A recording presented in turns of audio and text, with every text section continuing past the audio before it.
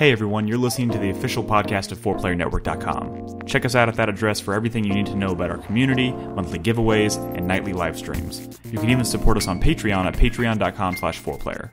And last but not least, you can catch the live recordings of these podcasts every single Thursday night on our Twitch channel. We hope to see you there. Enjoy.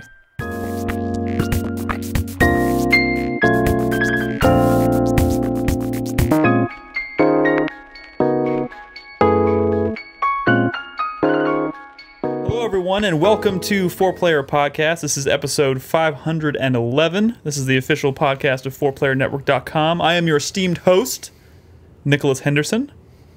I am joined this evening by Brad Simons. Greetings. I am your esteemed guest.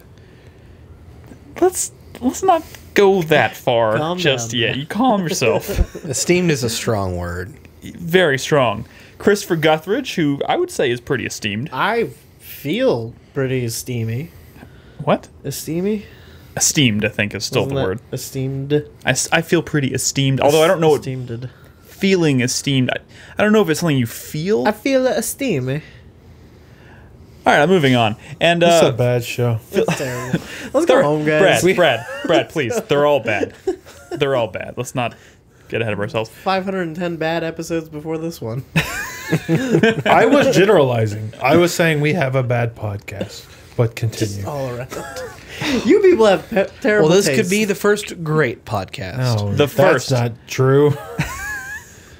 And filling in this week for Nolan is Christopher Davis. Hello, hello. Thank you for joining us this evening. This is the first week in a while, maybe even the first show since we got back from E3, where I think we actually have a pretty good amount of stuff to talk about, new games-wise. We're kind of in the middle of the... We were struggling. We were struggling a bit in terms of finding new and exciting stuff to talk about, but we found some stuff. Speak for yourself. Don't be confused, because we are still kind of in the middle of the summer lull. I feel it. I'm sure y'all feel it. Some people at home feel it for sure. But yeah, we're gonna talk about a few new things today. We'll get to that in a second. But before we do that, I want to just quickly pimp a few things, one of which being our Discord, our community Discord. If you are a member of the community and you have not yet, or if you're new, if you're watching us or listening for the first time, we invite you to please join us in our community Discord. It's free, and it's a great way to keep in contact with everyone in the community, with us. It's discord.gg/4player. We've got some cool people in there. A lot of Stick to gaming chat though. General chat gets a little iffy. It's weird. Anime memes and stuff. It's just terrible. Well, that's toast. but the gaming, no, it's Self not. comes in with It's his tank everyone. references. It's everyone. It's and then Orca stick and gaming and XLD. channel for life. Gaming channel, go woo. It's a pervasive culture. Also, the PUBG channel is pretty active. Also tied into Discord. Our Patreon. You can support us on Patreon. $1 a month gets you the ability to ask us questions on this very podcast, which we're going to answer some questions from you guys at the during the second segment of the show, as we always do. But you can find us there at patreon.com/4player. That also, we record podcasts periodically in Discord. Those like with Popcorn Cast, we talk about movies, spoiler cast, that kind of thing. And if you're a supporter of us on Patreon at the, I want to say $3 tier, you can watch us. Or you can tune in and listen to us as we record those live. So check that out. Also, if you have not yet, please take a moment to leave us a review on iTunes if you haven't. We'd really appreciate that. Helps us boost our numbers and get us kind of back up towards the top of the gaming charts. Preferably a positive review. But if you think the show's awful, like Brad implied, by all means, feel free to voice that, or just don't. Just don't. And watch the videos on YouTube. You can watch these videos live on on YouTube is what I meant to say. But before we get into the video games and reading feedback from our last episode, how are you guys? Anything exciting? Anything new and exciting? I went to RTX last weekend. How was that? You asked us, Nick. I know. Well, We're gonna answer first. okay, fine. Go ahead. Calm down. I'll circle back around to the RTX thing. Yeah. Brad, do you have anything interesting to I share? went to RTX. It was lame. You didn't see me. First of there. all, you did not go to RTX. I can assure you. That was a different part. I played a bunch of Diablo and Rocket League over the last week. I watched the first episode of Castlevania. We have like designated spots to talk about all those, bro. Oh, so I'm not okay. Yeah, and we're actually going to kind of bring up the Castlevania thing in the news briefly, so y'all can maybe use that as a launching off point for your initial thoughts on that. Yeah. What did you do in lame geek Non-rock stuff topic? that I we, have so much we stuff. podcast about? Something that we wouldn't Can I podcast talk about. about D&D? Yeah. What's going on in D&D? So last night, my original D&D group, which has been on hiatus for about a year now, got back together and we picked up the campaign that we left off on. How'd that go? That was the most intense session of D&D I've ever played. Intense? It was crazy. Like there was there a lich? there was severe betrayal going on, and like horrible dark magic, and like my first serious D&D character, my first character that I ever got like past level 3. He's now level 10. He's an 8th level paladin, 2nd level knight protector, and we're playing 3.5. We're playing the Return to the Temple of Elemental Evil, and we just got to this part where we found this horrible chamber where like somebody is going to basically be chosen as the champion of Elemental Evil, and one of our party members was like being mind controlled into walking on it, and I used my holy influence to rid him of his mind control, and there was like this moment where he was like coming out of it, and he's like, oh, he's regaining his wits, and then he just looked at me and was just kind of like, ha, and stepped on it anyway, like stepped on this seal on the ground anyway, and the voice of this evil god filled the room and was like, I am Gozer. Yeah, kind of, but like way scarier, and then was like, no, actually, you're not my champion, and engulfed him in black fire, and now he's blind and like crazy and stuff, and I'm kind of just like, see, fucking told you. Told you. You fucking Wait, suck. are you dungeon mastering this? No, I'm a player. You're a player in that one. Nice. And our rogue, who was like, his character and my character were like really good friends. We just found out that like for the last 6 months, like since our last couple sessions, he came into possession of an item that turned him chaotic evil, and he finally just sprung his trap on us, and he shot me and killed me with one shot. Oh shit. Yeah. Dude, we need Wow. a we need a It was insane. I know You're dead? I am dead, but I was brought back by Paylor's light. we do need to pick a date for our next D&D session. I know. It's a whole thing. I could explain it to you later, but We do need to pick a date for our next D&D We do. session. Soon. Preferably before Brad's child is I think born. July is kind of crazy for all of us, so it probably won't be until August, I'm guessing. But yeah, we definitely will be figuring out our next D&D session, because we're still having a lot of fun with that, and we fully intend to keep going. So I would say look for that soon. Anything else you guys want to, before I talk about RTX? Well, I spent my weekend scouring around for trying to get Baby Driver tickets, and I couldn't find any. Wait. Trying to get a Baby Driver ticket. I wanted to go see Baby Driver. I know, no, but Just go to the movie Yeah. theater and buy the tickets. I didn't want to go to a fucking plebeian theater. Oh my I was going to go to Draft God. House. Yeah, well, you can't find a single seat to go see I Baby also Driver. worked on 3 podcast videos, other video projects that shall not be named, Yes. and I played a game we're going to talk about tonight. Cool, wonderful. I went to RTX. how was that? I didn't Robin talk really about wanted to go. when I did. Robin wanted to go to RTX. She's a big fan of Rooster Teeth, and so we went, and it was fun. Bought a lot of shit. I didn't. I steam vacked my bedrooms. Is she a Ruby fan or a Rooster Teeth? I mean, just Rooster Teeth in general? she's a fan of the podcast and Ruby. like the main podcast and whatnot. And she watches a few of their shows. You know, But they announced a project. It's a mech focused anime. yes, they did. That they did. But yeah, that was fun. I didn't realize I was going to spend that much money. I bought this shirt. I ended up walking out there with like 6 new T-shirts and like a bunch of art. They had a lot of really cool art there on sale and stuff, so I bought a bunch of stuff there. I actually witnessed my first live like wedding proposal at like a cosplay competition. What were they dressed as? Rooster Teeth characters from something I've never seen before. Ruby? Was it Ruby? It might have been If they weren't wearing Halo armor, it was probably Ruby. Yeah, it's probably pretty Ruben. much, Yeah, yeah. we sat there for like 10 minutes watching this, trying to figure out who they were, and I was like, I think these are Rooster Teeth characters. She had like a big ass metallic scythe thing. There was a few of those, I think. Okay, yeah. But I witnessed my first proposal. Like didn't see it coming. Boom, got it on one knee. Proposed. She said yes. I was like, wow. You ever watch it. the videos on YouTube of the proposals and public proposals rejections? No, dude, I can't. That's like No. that is like, so I always give Nolan shit for watching like hard like cringe videos.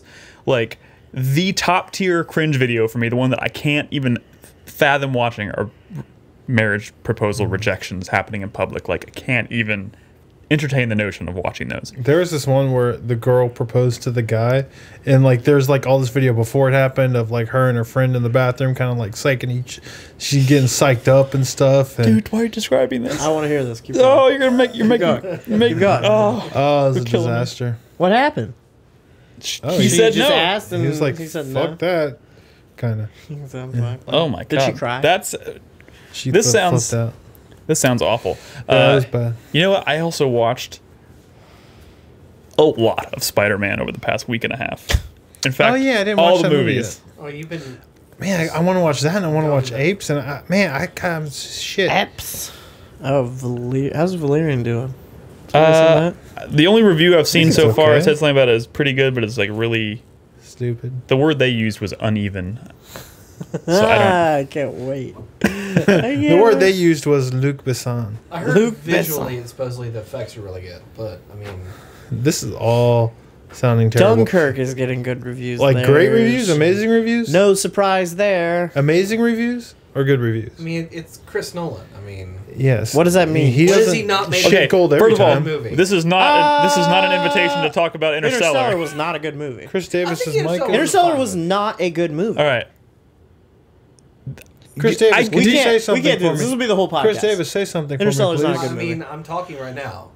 Do I need to reseat my mic? Oh my god, I think your mic just fucked. Yep. Okay, Why do all the mics keep going out? It's like I can't even figure out which mic it is anymore.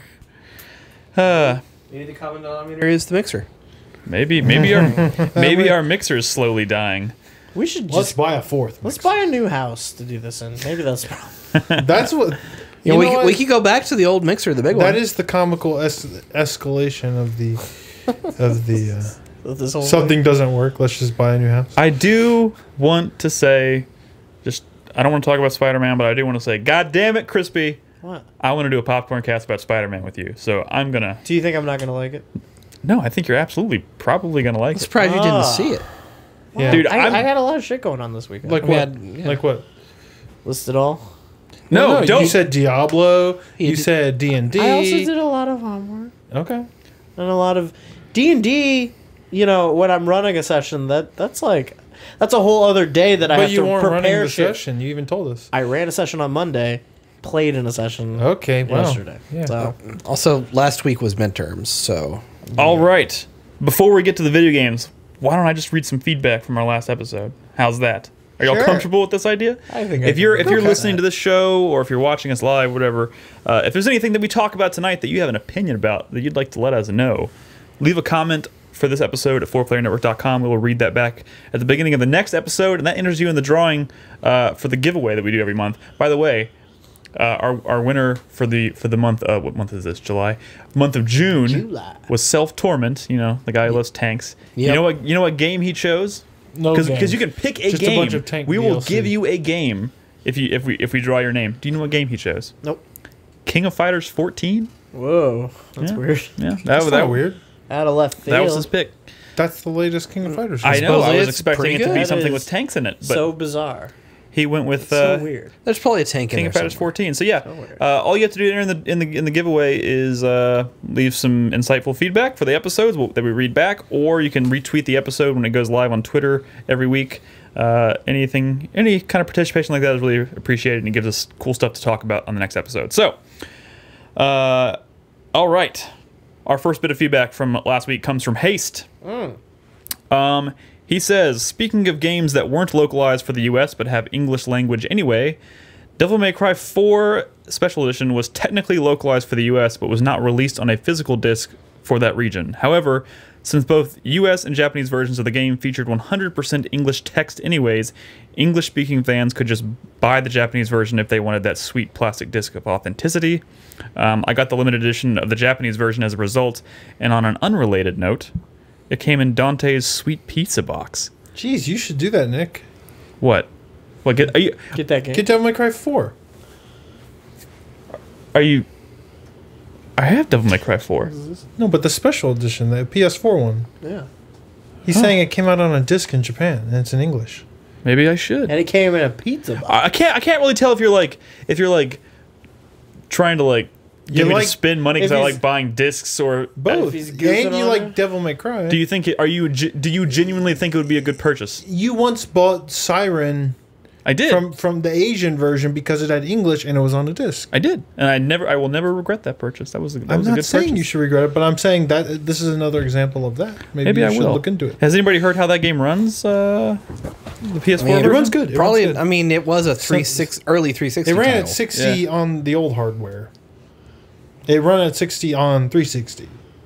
So I sure played it I runs- played the original on PS4 or PS3. I mean, It ran at 60 on that as well. oh. So I'm sure it runs at 60. I mean, on like 8-9 Switch. years later, with optimizations and Yeah. new content added. Man, I mean, maybe I should. God damn it's it, a good Brad! version. Why are you making me think about spending more money? Do Okay. it. Shut up.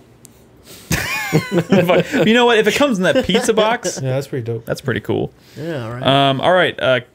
Equack says crispy. He's misspelled your name though. He spelled it with a C. It's actually with a K. He must be a listener only. what if he's referring to me? Oh, wait. No, we don't call you crispy. We call you Chris Davis. All right. The plausibility or lack thereof of Gaius Baltar. I guess this is for you too, Chris Davis. You I'm a watch Battlestar fan, yeah. on Battlestar Galactica has nothing to do with the actor. It's a decision the showrunners took. While I agree this character is a bit Bad odd. decision. While I agree this character is a bit odd in the context of an otherwise quite serious show, I find that if you accept it for what it is, and then I don't have accept to it for do what it that. is, then it adds to the show, and the actor pulls off the paranoia brilliantly. I mean, Brilliantly, he says. a showrunner, director, actor should never be satisfied with. Should never be satisfied with. Well, if they just accept the show for what it is. I mean, I feel like they knew exactly what they want to do for the first 2 seasons with him. I think they But knew. after like the beginning of the 3rd season, they didn't I really think have they an knew idea. what they wanted as a result, but they didn't know how to get it, Sure. and they chose to do it the way they did it, and it's fucking terrible. It's fucking terrible. I disagree. Well, you heard it here first. Fucking Okay. terrible. From Crispy. That's bad. But hey, we all have those things. I that- respect your opinions, but I don't know what the opinion is. You're very in judgy that- today, Crispy. In that situation, it's just bad. It just comes off bad. Maybe you should become a film director. Ooh. Maybe I should. I mean, Maybe I should. didn't you get a degree in that? You're not, You're not wrong. All right. not allowed to have opinions about This is a podcast, dude. We don't talk about opinions here. Tobley says, for some reason, the talk about Star Trek Bridge Crew made me want a AAA story-focused RPG in an established sci-fi universe that isn't Star Wars. Maybe a game that demonstrates the strengths of VR while also functioning like a normal game, like Resident Evil 7. I think that describes, like... It's something a lot of people want and is probably never going to happen. Okay, first of all, I wouldn't say never, because Resident Evil 7 happened way early. I think Resident Evil 7 is way ahead of its time in terms of like. I'm talking about like a sci-fi AAA IP that already exists getting a AAA. He didn't necessarily say it has to already exist. He What just was the wants question again? It's not a question. It's more of a. He's Reread just it. stating. For some reason, the talk about Star Trek Bridge Crew made me want a AAA story-focused RPG in an Okay, he does say established in an established sci-fi universe that isn't Star Wars. Let's just say. I mean, the last one that happened was that Star Trek game. Let's just say he wants a story-focused Star Trek game in VR that is like story-focused in the same way that like maybe Mass Effect is. Hey. but you playable in VR. Perhaps Bethesda's new RPG, sci-fi, open world RPG will have VR support. Perhaps it will. Maybe. That It wouldn't wouldn't be an surprise me. established universe, but but maybe. like the thing I want to glean from this is like Bethesda. you say that's never going to happen, but like if Resident Evil 7 did anything, it proved that VR is a viable platform for like quote unquote hardcore AAA story focused games and not certain types of experiences, yes. It can be anything. Like any type of experience can But I mean, somehow like, be translated to VR in a 4 out of meaningful 5 way. of those VR experiences have to be first person. Not necessarily. Like I mean, there are some third person out there, yeah. and I think it's just going to take more developers experimenting with it and playing with it until it becomes kind of a like I am fully on board. Like I want VR to take off at some point. It seems like the next logical step. And I think it'll take off 10 years from now. 10 years seems like a bit of a stretch. I mean, they've We're got already as far as like We'll be as far dead as in like 10 years. VR is still kind of at like a hobbyist level, you know. Yeah. It's not reaching the mainstream yet. I mean, $500 for a headset is 5 years. But if not you had cost told me, effective. if you had told me last year that next year you will be playing a full-length AAA established IP completely in VR and without it feeling like some kind of dumbed down like carnival rails experience, like I would have laughed in your face. But Resident Evil 7 absolutely did that, and while I don't think that's gonna, Do you think that there were any design decisions made in Resident Evil 7 that are directly influenced by the fact that the player is going to be playing in VR? I mean, you can play that game without VR. yeah, But do you think that there were certain things that they did in that game that were catered to players? Are you playing saying with because VR of headsets? limitations, or are you saying just because? Not even necessarily limitations, but like the whole idea to do the game first person Yeah, I think that is an example of a decision that was made to cater to VR. sure. So But I also think we're at a point with that technology that maybe developers on a widespread level are not quite as comfortable working in VR in maybe the third person perspective, and it's going to take more experimentation until they find kind of that formula that works. yeah, it's like the whole industry kind of works like that too. Once one person does it and experiences success, Yeah. everyone else is gonna. I mean, You think 10 years? I'm gonna say within 5 years we're gonna have a lot more experiences like Resident Evil 7. well, I mean, I'm not even really arguing the VR aspect of it. I'm arguing like the established IP sci-fi thing. You know, we've had tons of Star Trek games, and not a whole lot of them have been more than just all right. Sure. I mean, there's a number of reasons for that, though. Yeah, there are several reasons, maybe not even related reasons for that. I mean, Battlestar never had a good game, really. Yeah. I mean, also there's a lot of there's a lot of sci-fi stigma that comes with doing anything that's licensed. Yeah. So Yeah. to do a licensed product in VR is also probably not the most enticing idea to a publisher at the same time. You know what I mean? I mean, yeah. Especially if a publisher happens to have their finger on the pulse of and is not fooling themselves about the success rate of critical success rate at least of Right. licensed games. Okay, Ultima makes a good concession. Alien Isolation, if that had VR at the time, And there was a version. And there was a version. I have played Alien Isolation, albeit for only 5 minutes in VR, because literally they literally only let you play until you died, and I died pretty damn fast. I locked up. I waited Didn't in know line what for to like do. an hour and a half to play that in VR, and then I played it, and I died within like 3 or 4 minutes of putting the headset on, and they're like, "Thanks for playing," and I was like, "Really, really, really now? Okay." Anyways, next bit of feedback comes from Corn122. It's not corn with a K. That's Not the like band. corn. Like the good corn. Like the good corn. Hey guys, in regards to the news of Bayonetta 2 and possibly Wonderful 101 being ported to the Switch, as much as I'm for more people getting to play these titles, is this not a part of what would be considered a bit of a middle finger to those who invested in a Wii U? Or is this ultimately a net positive in giving these games some much needed spotlight and a chance at a continuation in the series? As an owner of a Wii U, I feel burned seeing any need to keep the console around at all slowly evaporate nearly less than 3 years after I bought it. I mean, that's kind of Nintendo's fault, though. I can absolutely points. sympathize with a Wii U owner feeling like they've wasted their money. Yeah. That has nothing to do with porting Wii U games onto other systems, though. Yeah. You know that Ports are was always you good. were already kind of hoodwinked at that I point. mean, I think at this point, There's a lot of good. I think it There really is, but not. I mean, their a decision lot to move is a their relative decision to term. move away from the Switch, from the Wii U, and instead launch a new console as a replacement so soon is the part that you should be bummed about. I think the fact, like my philosophy about this in any regard is that the consoles are there for us to play the games, so it's more important that the games are available to be played. Yes. So I would think that any game being ported over to a new platform, Especially a popular platform. as long as it's being done well in good faith, is always a good thing. And also, especially a platform that is seeing such popularity. Yeah. Especially at a time like this when it is like It new and kind of fresh sucks and popular. that the Wii U wasn't what a lot of people wanted it to be. Yeah. It kind of sucks that it's going to be remembered as kind of a disappointing console, probably. But I feel like it's going to be the Dreamcast. that's not what's important. What's important is the games. How are the games remembered? Dude, I feel like the Wii U, to a less extent, obviously, is going to be like the Dreamcast of the Nintendo lineup, like console lineup. I think that's a little generous. I think that title goes to the GameCube. What? The GameCube? The GameCube had. Dude, There were points in the GameCube's life cycle where it had the best looking, probably most popular games.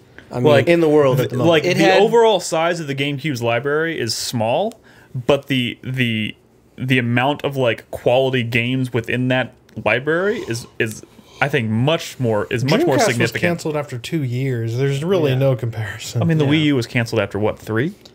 An Ouya is a closer. Was it 3? I think it was 3 years. No. Am I wrong? It came out a year before the 4? PS3. Dreamcast came out on September 9th, 1999. It came out. No, not and that. by 2000, We're talking about the Wii U. It came out a year before the PS4 and Xbox One. Okay. So what year was that? Oh, I don't know. Maybe someone in chat could look that up and It's been about 3 years now. let me finish this. I didn't even finish this comment. It says, I find it funny there is still so much goodwill towards that company, even though they continue to make so many odd decisions. Anyways, hope all is well and keep up the good work. That's why we always get so fucking angry when they make odd decisions. Yes. yeah, Because we care. We all they get have a angry. beloved IP catalog. Yes. Yeah, that's true. It was out for 5 years. Was Yeah. it? Well, If it came out in 2012. It felt like 3. Okay. Well, It felt like it was dead the Wii U before came out in it, you know. 2012, yeah. It did not like it was out for 5 There years was and I had probably a year 6 or games two for it. in there where nothing really happened. Yeah, I mean, Like- you can't fault that. I mean, 5 years is. Look at the fucking 64. That was what, 5 years, right? I think Nintendo has always bucked the trend, The like Super Nintendo. the console generational trend. Right. But it's about volume well, of they started content that with the Wii. published. Yeah. Shouldn't be necessarily surprising. But the thing is, we love Nintendo because, you know, the games they do put out, when they do things right and they make good decisions, they're great. We love them. They just happen to always kind of be on the cusp of making really just weird, odd decisions that make us raise our eyebrows. like making a Metroid than game a Wii with U, an Mercury Xbox Steam. One. Now, that's a bad console. Wait, which one? Xbox One. Oh, yeah. Yeah. That's fair. Yeah. Notoriously, Yeah. I think it'll be remembered as a lame. probably. Lambs I think and they're honestly hoping. I think they're honestly banking on Scorpio making overshadowing the Xbox One and maybe making people forget. The Xbox One. Because I can assure you, SX I mean, When you've been waiting on a Crackdown game for years, you know someone fucked up. that's true. That is true. All right, our last bit of feedback comes from Villainous Chillin'. Ooh. Cool name. I recently played through, this is also for Nolan, and Nolan's not here, but I'll read it anyways. I recently played through The Last of Us for the first time. I played on hard and found some of the sequences, particularly with runners, to be quite frustrating. Hearing Nolan say that he's playing through the game on the grounded difficulty makes me think that he is truly insane. I can't wait for updates on his experience, and I'm sure he will be bringing those updates to you on future episodes because he seems pretty committed to playing that game again. The sawmill is going to be the worst. Yeah, I mean that. To address the concern, A, it's Nolan. And B, I mean, he has beaten that game like 5 times. Yeah, I mean at this point, I feel like he's like any way to Only 5 experience that times? game in a new, maybe refreshing way. is welcome. So I'm sure that's what he's going for. It's so good. And it's, you know, at this point he doesn't have to worry about like not taking in the story because he's probably knows it backwards and forwards at this point. So he's just kind of doing it for the experience. Anyways, oh heck, Villainous Chillin' is in chat. Thanks for your question. It's okay. I'd say it's the 4th best game of that year. Is that where it placed on your list? Mm-hmm. Nice. All right. Anyways, thank you guys for your feedback. Again, if you have any thoughts on any of the things that we've discussed or we're about to discuss in this episode, we invite you to leave a comment on the post at 4playernetwork.com, and we will get to your feedback at the beginning of next week's episode. By the way, reminder: podcast recordings during the month of July are going to be on Wednesday nights instead of Thursday nights, but we will go back to Thursday in August. So that's why we're doing this tonight, in case you were wondering. Yep. Anyways. Video games. We have. I played the newest game, Nick. Then It came out today. Then by the rules, we start with that. It's called The End Is Nigh. Yes. And let me tell you, the end is truly nigh. What does that mean? What is nigh? The end is Near. The end The end is is near. impending. It's like impending doom. Yeah, it's like inevitable. The end is near. My mic. Not- Great, this is perfect timing. Not entirely inevitable, but Wait, go ahead and go ahead. impending. Go ahead. Mike's Brad's gonna reseat his mic. We're gonna get to the bottom of this here, and we're gonna figure it out. But anyways, end is nigh. The end is nigh. That's better. Much better. Oh look, there's footage. This is the spiritual successor to Super Meat Boy from the creator of Super Meat Boy. So wait, so weren't they working on another title like a? They were working on tons of titles. Yeah, they were working Yeah. on Camdrum. Well, whatever. That's a news topic. That's also well, not yeah. We'll, Okay. we'll talk about that There too. was mutagenics, whatever the hell that was. Oh, but yeah. this isn't that. This is very much a spiritual successor to Super Meat Boy. It's structured a little differently. But So was this like it's surprise? definitely- Was this like a surprise announcement today, and it was just like, hey, it's out? Is that what happened? No. People knew this thing was coming. But they Okay. just didn't know it was surprise going to be today. Yeah, those are the best when that happens. Yeah. I wish that happened y'all more. have all played Super Meat Boy, right? It's I have watched a lot of Super Meat Boy, Yeah. but I have not. It was like a phenomenon. I told you to start this footage late. You didn't do that. That's okay. I mean, I started like several months in. No, but that's okay. Just go. So it's like Super Meat Boy. I guess the one difference is it's not level based. It's kind of a connected world. What? You're kind of just not like really like Metroidy. You're not really going, It's like a linear. getting upgrades or anything. I mean, you're It's still the single screen experience, but the areas are connected. they're connected, and they do some interesting stuff with that as It's well. like I'm just noticing like right now, like going from that first room to the second room. Was that what happened? You went from one room to the next. I and, dropped down. It's a dramatic. It's a change. connected world, which lets it do some interesting things that they weren't quite able to do in Super Meat Boy. One is that since there's multiple exits in any given room, generally two at least, really like this where art you, style. where you come in and where you leave, your checkpoints are created based on the screen that you just came in on. Yeah. So they're and each screen has like a secret. Item or a secret item that you're trying to collect. Very much kind of like the Band-Aids from Super Meat Boy. Yeah. They're, like getting through that screen is hard, but getting through that screen and collecting the thing is typically really hard and can be really frustrating. Kind of like the Band-Aids, where maybe not as hard as the Band-Aids, but that similar effect of where you see them and you always see them. Just I mean, mocking you kind you. of see them. What are you playing as? Like what? You're like, I think a tumor or something. I don't know. You're collecting tumors. What? Yeah, that's what you collect. You collect tumors. Of course you That's do. the Band-Aid. But the insidious part is that you for the most part you always kind of see them, and resisting the urge to get them is like impossible. So you see that and you're like, okay, I can do that. Like you go into a room and you tell yourself, I'm just gonna do what I need to play this Yeah. game and beat it, but like I'm not gonna go for all the Yeah, extra you shit. obsess and then over getting the tumor, and you're there for an hour or whatever, and it's maddening. It really is maddening, and the game knows it. It's like very meta. You'll come across like NPCs in like secret areas because it's not just these secret tumors. You kind of poke it. You poke at the edges of the screen.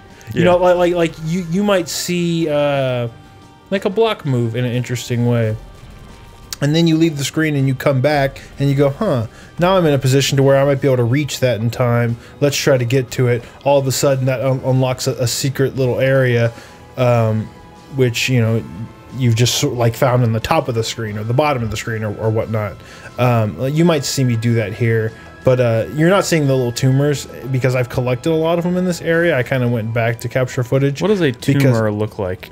It's Like a blob, just like a a little guy. black blob that you collect. You see, I've collected 86 so far. Damn. You've been playing this today and you've got 86. Because secret areas will have large tumors, which count for like 5. But it's cool because you have this connected world. It lets them do these kind of secret areas that you find from genuinely exploring, and you didn't really explore in Super Meat Boy. There was secret shit, but it was all.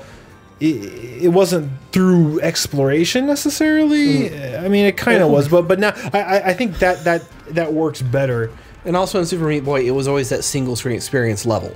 By the way, I just totally you- held my Yeah. breath watching you try and get through that. Which this is all single screen. It's just there's the the tumor screens are right there. connected. Yeah.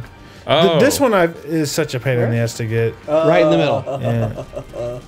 what? It's such a pain in the ass to get Insidious. because you get it and you have to survive and Oh, leave the screen you have to get to on avoid it. the checkpoint. If you fucking get it and then you die before leaving the screen, it just Yeah, you You lose have the to get tumor? it again. Oh Yeah. shit! Yeah, so it's all about getting the tumor and like leaving the screen, and it doesn't even have to necessarily be beating that room. You could just try to get back to the screen that you came from to Yeah. like basically create that checkpoint to where you've gotten it.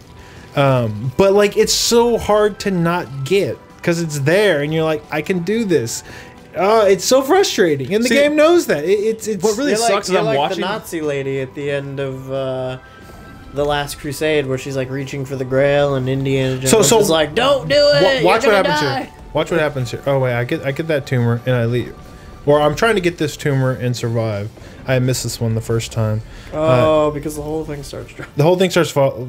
Really, really good, smart level platformer level design, just like Super Meat Boy. So Very, very difficult and shit. I kind of find it Super tricky, Meat but- Boy has always been one of those games I think looks really cool and looks really fun, but I know my personality when it comes to playing these games, and it's just I'm gonna lose my shit. I can't do it. So I'm wondering, but If you don't try to get all the tumors, and if but you, you just said it yourself. You can't not do it. if But you that's Brad. don't No, try to poke at I'm the just- edges and the secrets. I'm the same way. But see, watch what happens. I'm gonna backtrack and I'm gonna notice something, and that's gonna take me to. I think I spent some time Notice trying the to get hole in this that ceiling tumor. there? See that's the thing. That's what fucks with you, right? Is because you notice stuff that might be a secret, and you can't let it go until you know for sure. See, like- and usually that involves some maddening shit. I can't get this tumor. there's I tumor. give up. But I backtrack and then I go, oh wait, I didn't notice that before. Shit, I didn't even see that tumor there. So like one thing that's drawing me to just watching the footage here, like I think this game looks really cool. Yeah. Have you played? You've been playing it most of the day, Yeah, haven't you? this is just the look for this area. I love the use of color and like the Oh, yeah. the depth and It's a everything. really cool looking game. I mean, Amazing music too, even though it's Yeah, not the music is Danny so B. good. Like whoever they got to do the music is really good. It's like really good. And then you find like secret areas, and they have like their unique music. And then you find like game cartridges in each world, which will unlock mini games. See, look, that dropped when I went back through. Oh shit! That platform wasn't there before. It took me to the secret little area, and I talked to this guy, and he just says some meta shit, which is weird because he says, "Hey, remember that phone call you got? I actually got a phone call not like 20 minutes before in real life. It fucked my head, man. I don't Fuck like your it. head. I don't like it. But Old fashioned head fuck. but so it was all fine, and I was all fine and dandy at first because Then my sanity because- started to slip. because I was like, well, listen, if it gets too hard, I can just start ignoring the tumors. Because honestly, just getting through the stages is not like that impossible. It's Super Meat Boy hard, but not like Super Meat Boy Band-Aid hard. You know, so I'm just gonna ignore the tumors. But I heard something. I don't know if I want to spoil it, but I heard maybe the tumors are important, and that scares the shit out of me. It scares the living shit out of me. How Like in a really gross way. How much is this game? I Because don't know, $15. like I'm so tempted to like at the very least keep this on my radar because one, it looks cool. If you heard the music Dude, in this area, you talking you about would buy it. I know. Yeah. I fucking like music sick. is a huge selling point This for me. is like just about anything. it's worth buying this game just for the soundtrack, and then hey, you got a free game. do they give you the soundtrack when you buy it? On I don't Steam? know. I don't know. Or do you buy it on There's Steam? probably a soundtrack version of it. I don't know. It's on Steam though, right? Fuck. Yeah, it's on Steam. Okay. It looks so It's fucking hard though, but it looks so good. to everything. Yeah, no, I mean it's tough, but like, I got to this area called the Split where you can choose between two different areas, and both those areas seem so hard. Just seems so fucking difficult. So you see, so here's an example. I noticed that there's a little hand grab down there, right? Yeah. It's like, okay, well I can't just ignore that. Now I gotta like spend all day trying to reach that ledge because I see it. I fucking see it. I can't just let it go, right? Because I'm course not. collecting shit. Oh my god, Chai Tai. He's the one he's been playing it too, and he told me something today that sounds horrifying. Oh my god. I don't know if I'm gonna be able to keep doing. I'm gonna do some research, find out if what he said is true. And if it is, I might have to stop if it playing is, this you're game. just gonna be like, fuck it. I seriously might have to stop playing this game. Do we know how many levels there are in this You're not game? gonna say what that is. It's a spoiler. I mean, I can't say it on the Because you podcast. said it before the show, and I still don't understand the implication of it. But So, hey, you know what's very nice about the Super Meat Boy? It's very challenging, but you die, you're at the beginning of the screen, It's like Trials. and It's boom, instant. instantaneous, right? Yeah, because I know you're gonna die a fucking So hell of a it's some lot. of the secret areas in Super Meat Boy, which I never bothered with, sucked because they had lives and continues, right? Yeah. And it's like, well, hey, get through this series of levels, but you only have so many lives. Good fucking luck, buddy. And I'm like, oh, I ran out of lives? I have to do it all over again? No, we're not going to do this optional shit. And, you know, the cartridge games, like the mini games that you find, are very much kind of like the secret areas in, like, Super Meat Boy as well. They have lives and continues. And I was having fun until I realized that, and I was like, nope, never doing these. Oh my god, just watching this footage is making me nervous. Yeah. Oh my god, turn it off. Check this out. Check this out. See? Most people might not notice that. Yeah. Boom, that's secret cool. area. Nice. Yeah, And it goes for multiple It's cool. screens. And the mechanics are like tight and responsive, and they have some like good ideas there. It's just, but I don't know. I don't know if there's gonna be like a ton of secret characters like Super Meat Boy or what. But I'm curious. I'm I curious mean, to the kinda, ledge holding thing is I think it's pretty completely cool. game changing. It's cool because it gives you a different type of jump if you're holding an edge and you hold outwards. Yeah. As that's opposed to just hitting the wall and then trying to jump off the wall. But Yeah. but that length of that jump is very like set, you know. Yeah. So that's a good thing because it lets you kind of not know. You know, sometimes you play these platformers, you're like, maybe I just can't make that, or maybe I don't know if I can't make that, so I'm going to keep trying. But here, I feel like with a mechanic like that, you know for sure if you can't make something or not, Yeah. which is healthy. Cool. Well, Yeah, so the end is nigh. If you like Super Meat Boy, if you like challenging platformers, if you like dope ass music, if you like cool, weird, trippy Ed McMillan stuff, you might have think you should sold get me it. on dope ass music. Fuck. It's good. man. I do love. It's I've good. been like itching to get some new soundtracks because I have all my soundtracks are fairly, like I've had them for a long time, so I want to get some new music in there. So I have a game to talk about that came out yesterday.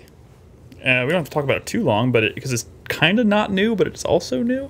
I picked up Final Fantasy XII: The Zodiac Age, which is the I don't even know. HD remaster, but it's more than just a remaster. It's more than just like let's put a new coat of paint on this and make it look good. They've made some design changes, some mechanical changes to it as well. And it incorporates like the final release they did of 12 because I think Well, there was that's like, really what it there was is. like 3 different versions. Yeah, I don't that know a came whole out. lot about the different versions that came out. It was the international like job class or job edition that never came out in the West. Yeah, Square Enix does those international versions kind of a lot, like they did with like the Kingdom Hearts games and whatnot. This is the HD remaster is the remaster of that version of Yeah. the game, So, which came out on PS2, just not here. yeah. So I haven't played this since the game originally released here in the U.S. So I've forgotten a lot about it. So I figured, why not? And I've actually played this quite a few times at various trade shows, whether it's E3 or PAX, because it's been at a lot of shows. And I just based on what I played there, I was like, this looks like a really just a nice looking version of Final Fantasy XII. So no brainer there. But I picked it up, and not knowing a whole lot about the different versions of this game that came out before, I was pretty surprised by some of the changes they've made. And keep in mind too, I'm really early. I've only played about 2 hours of it. I started playing a little bit last night, so I don't have. There's probably a lot that I haven't even covered. Like, I didn't even really get a good chance to like mess around with the gambits. But kind of the big change that I noticed. Is what you just mentioned, the job class system. So like in the original Final Fantasy XII, everyone used the what do they call it? The License board. license board. I was about to call it the sphere grid. It was the license board. same for everyone except each of the characters kind of started in on a different places. But yeah, now they have Yeah, and you'll see job it here classes. in the footage. I can't remember when exactly I do it, but each character you actually at the outset when you get each character, you pick their class, and based on which class you pick, it gives you a different layout of the license board. Yeah. So later on in the game, everyone picks a second job class as well. Oh, that's cool. So you dual class or whatever. Yeah. So it kind of allows you to actually create characters that are dramatically different. And focus on different skills and different abilities and that kind of thing. So like, and you know, I'm not a huge. I'm sure Brad is way more familiar with the different job classes that have been available throughout the entire series, but like, it didn't seem to me like the obvious choices for jobs either. Like, there's a few that like there's black mage, there's white mage, that kind of thing, but a lot of the other ones are things that I don't even recognize. I mean, didn't they add a lot from tactics as Probably. far as job classes? There's one that I can't remember what it's called. It's like it's like I think it's just the name though. It's like Uvalde or something. I think it's just like a fancy name or something. Well, like one of them, I think it's just samurai. Yeah, I mean they're probably just fancy names for classes we're already familiar with. But like, so when I had to pick the first class for Vaughn, the main character, I picked Red Battle Mage, which seems pretty cool. So I think he focuses on like. Melee with a little bit of magic. Melee with a mace, like he specializes in mace weapons, but he also uses a mix of red and black or black and white magic, which seemed pretty cool. But like it's really cool. So when you actually go into the menu to look at your characters, you see and you go to the license board, you see like a kind of pulled back version of the entire license board for each character, and you can see just by kind of the overhead view, you can see how different each of the license boards are because every single one is different for each character, which is pretty cool. You should talk about the speed up button. Yeah. So people watching, maybe I had a lot of people popping in the chat going, "Is he supposed to be walking that fast?" Like, holy God! I know this is not necessarily a like super unique feature. I know it's available in a lot of games, but man, like it's a game changer. It is a game changer. This is usually relegated to like emulators. Yeah, it's a game changer. It's especially great for someone like if you want to replay a game, but you don't like especially the game like this. You're like, I want to replay this, but I don't. But it's such a commitment. Like it's so long. Like and it's big. But it is so like all you do is you tap L2. Boom! You're 2 times speed. 2 times speed. I think you can even go up to 4 times. Jesus. But 2 times feels really fast, and I can't imagine trying to play at 4 times speed. So I'm just sticking with 2 for now. But it's so cool because you can go in and out of it, and it's not like you have to go into a menu or something to turn it off, and then that would become really annoying. It's just a single button press, and it allows you to like I was like leveling up, like boom, boom, boom, boom, just running around the world, which is really cool. And then like when I got to a point where I wanted to talk to someone or just like kind of see the world playing out the way it should, just tap L2 and then everyone goes back to moving the normal speed. That stuff's really fucking cool. And I think that honestly is the feature that's going to keep me going through this a second time. Especially when you set up your gambits well and you know, you could just kind of hit that button and let your party go to town. One thing I forgot, like one thing I realized too, just watching the beginning of this game, I completely forgot. I realized I have completely forgotten kind of like the story of this game is way more, what's the word I'm looking for? Matsuno? Yeah, but I mean, it's not, it's more complex. Like it's very political. So, you know, it's not as eased to follow as something like maybe Final Fantasy X, which is, you know, very different kind of, which is bad. God damn it! Yeah, you're the one doing it now. But you know, it's a very political story, and I watching the first 2 hours of this game and kind of seeing the introduction of, if I remember correctly, the character that is ultimately going to become the villain, or maybe I can't remember, but he seems like a very personable character, a very likable person, and I was like, oh god, those are the best kinds of villains, the ones that you like at the outset. I don't remember that beginning part at all with the fight between the nations. Yeah, I had forgotten about it too. I don't think was that even in the original games. Yeah. I don't think it was. It definitely was. Yeah, because it leads up to a very, very important part of the story, and that was honestly what. Because I remember liking this game, but I don't remember a whole lot about the story. Because, like I said, it is very complex, very political. And back when I was playing this game for the first time, it was before I was really into maybe some of the more political, serious, mature stories out there. Like this was, first thing that comes to mind. Like this is before I ever watched or read anything like Game of Thrones, where I was really into like a really intricate political story. So it was very new to me, and like I kind of now having experience more of those kinds of stories, I'm wondering if I'm going to get more out of the story by playing it again. So I think I'm going to play it again. I'm really, really enjoying it. It's a really nice... Good. I mean, it kind of falls apart a little bit. Does it? Notoriously, Matsuno got kicked off the project, and they brought in some closers. I didn't know that. Yeah, that's when he disappeared for many years. But hey, there's still, there's probably still value to find there. It showed up on Mad World. Oh, was that around that time? Yeah, he literally was just disappeared from the face of the planet until one day was like, Matsuno, he wrote Mad World. That's bizarre. People were just like, what? But yeah, so this is out now. Zodiac Age looks it's really cool. Some cool changes. I would highly recommend it. I know Chris Davis isn't a fan. I mean, I didn't want to bring it up, but he came into my chat last night while I was streaming this. Well, I was making things. jokes, but I legitimately have. He was saying some things. I don't want to drop names. He was saying some things about Jar Jar Binks. When talking about Final Fantasy XII. I was just saying that Jar Jar Binks is a better designed visually character than Vaughn. Just saying.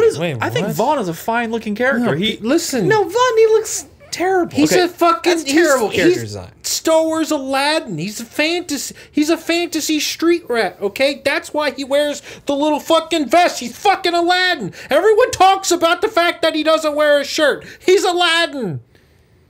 He is Aladdin. That thought never He's also just a head. cipher for the player. Wait, is it a big part of Aladdin's character that he doesn't wear a shirt? Wait, well, he's a street rat. I could be wrong. Wasn't Aladdin That's actually what the Vaughn genie? is. Or was I thinking? What? I can't. No, the Dude. genie was the genie. Yeah. Oh, he didn't have a name. The genie was Rob I thought Williams. this is one of those situations where everyone called No, everyone the genie was the salesman at the beginning of the movie. It was like, "Follow me to a land, to a firewood." That guy Okay. is the genie. Racist. Wait, what? That is not racist. That's how it goes. Oh my god. Sorry. Jar Jar Binks is terrible. A lot of people like to compare Final Fantasy XII to Star Wars just because. Well, I'll be honest. It's fantasy and it's the science fiction with Brad. the fantasy, and all of a sudden everyone's like, it's Star Wars. And Brad. look, Han Solo is like Balthier, and he hangs out with an animal thing like Fran and That is Chewbacca, and it's Star Wars. Well, that is very true. I also and maybe this is kind of where Chris Davis's Jar Jar Binks tangent came from, but the Rabanastre, the city the big city that you start out in, and the opening sequence, whatever, and they have all these ships coming into the city, and even the ones that not like the combat ships, the ships that are in the streets that are going through the parade and stuff, looks very, very, very much like Naboo from Episode 1, Star Wars Episode 1. Yeah, it did. Not like I don't think the ship design was the problem in Episode 1 though, so I'm not gonna worry too much Also, about that.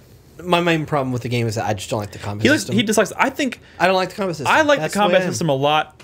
I know it's probably divisive. I think it's also just for a series that I think likes to think they mix it up a lot, which they do. I mean, the systems, the back end systems of Likes to think character that progression works differently from game to game. Mixing it up equals always good. I mean, that's not necessarily true.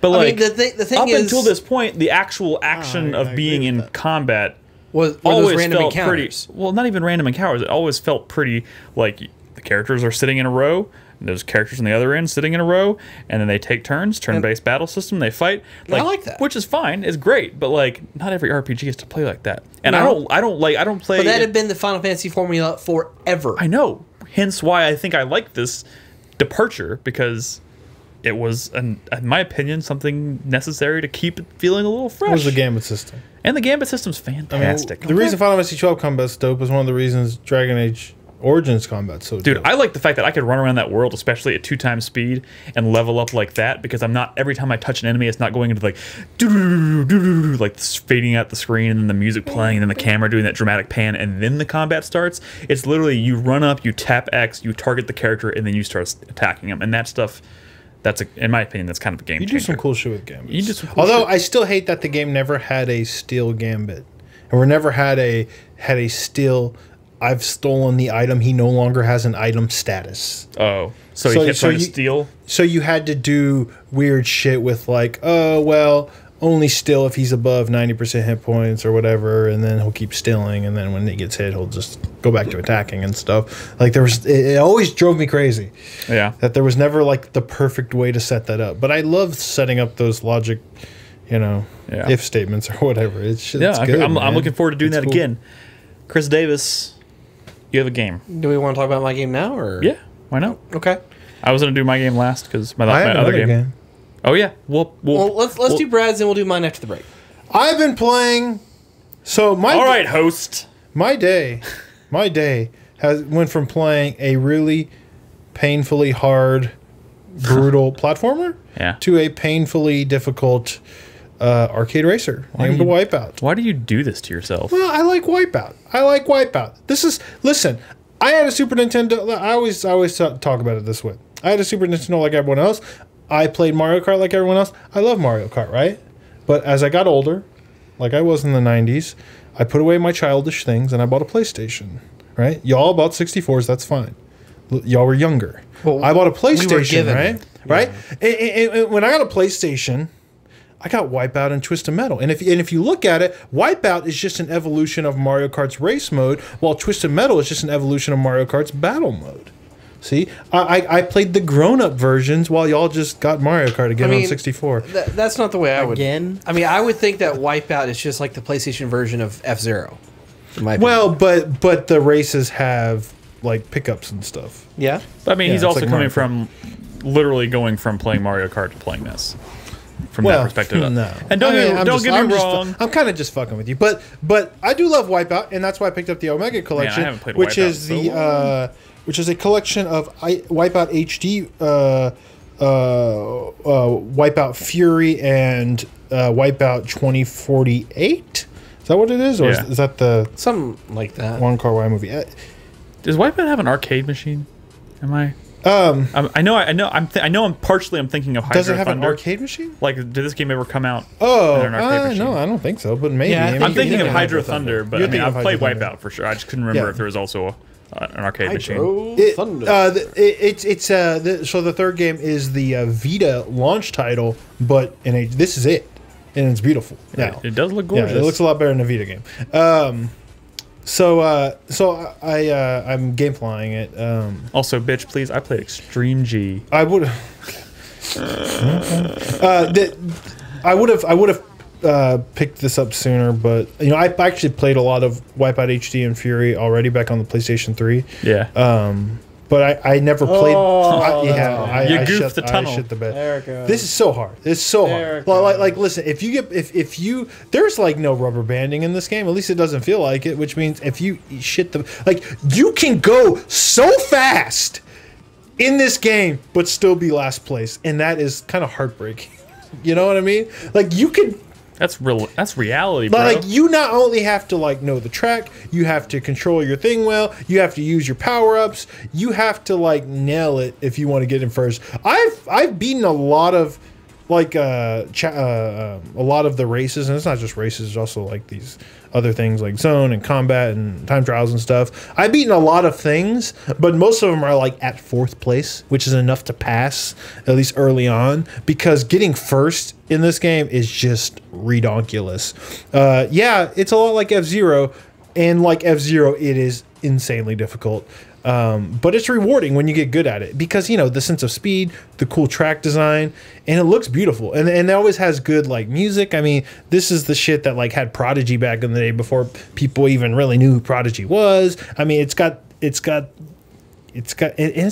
a sleek. It's always had such a sleek style. Yeah. You have the different manufacturers of the hovercrafts, and they'll have their own style. You got British lady commentators going rockets when you pick up power-ups and stuff. And it's just that Wipeout aesthetic is just so sick. This stage is my God. Rainbow Road on acid. This is so hard. It's so hard. How do you not fly off the edge? Oh, God. you fly, you get good. That's what you do. And I fell off the edge plenty of times.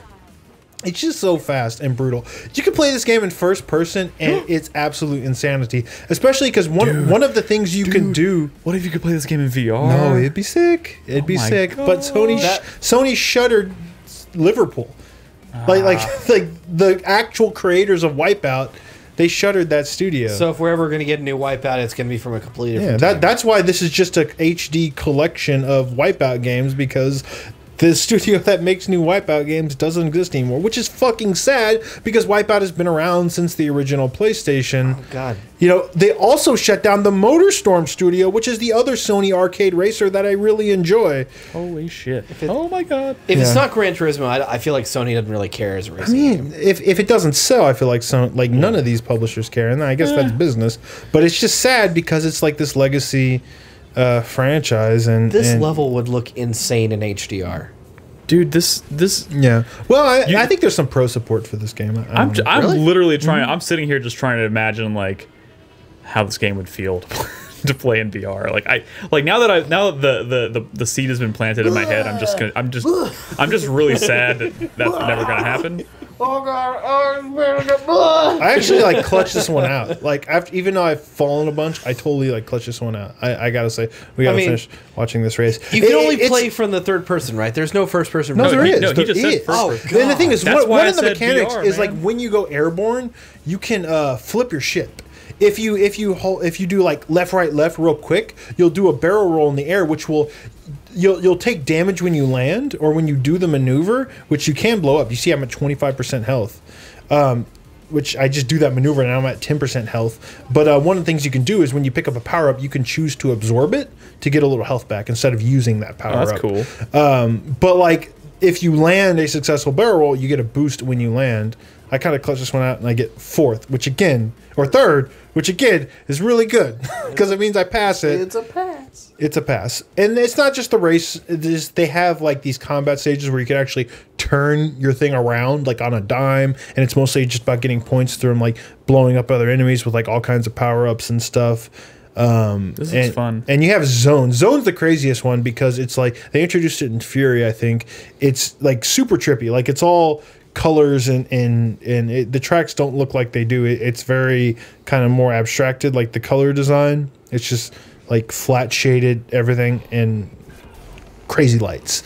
But the thing is it gets faster and faster and faster and faster, and like it's kind of like you're playing Mario Kart, but the CCs keep going up and up and up as you keep going around. And the trick is just to not die. There's no other fighters on the field. You're the only thing on the track. Your goal is just to keep going as faster and faster and fast as you can without dying. That's pretty cool.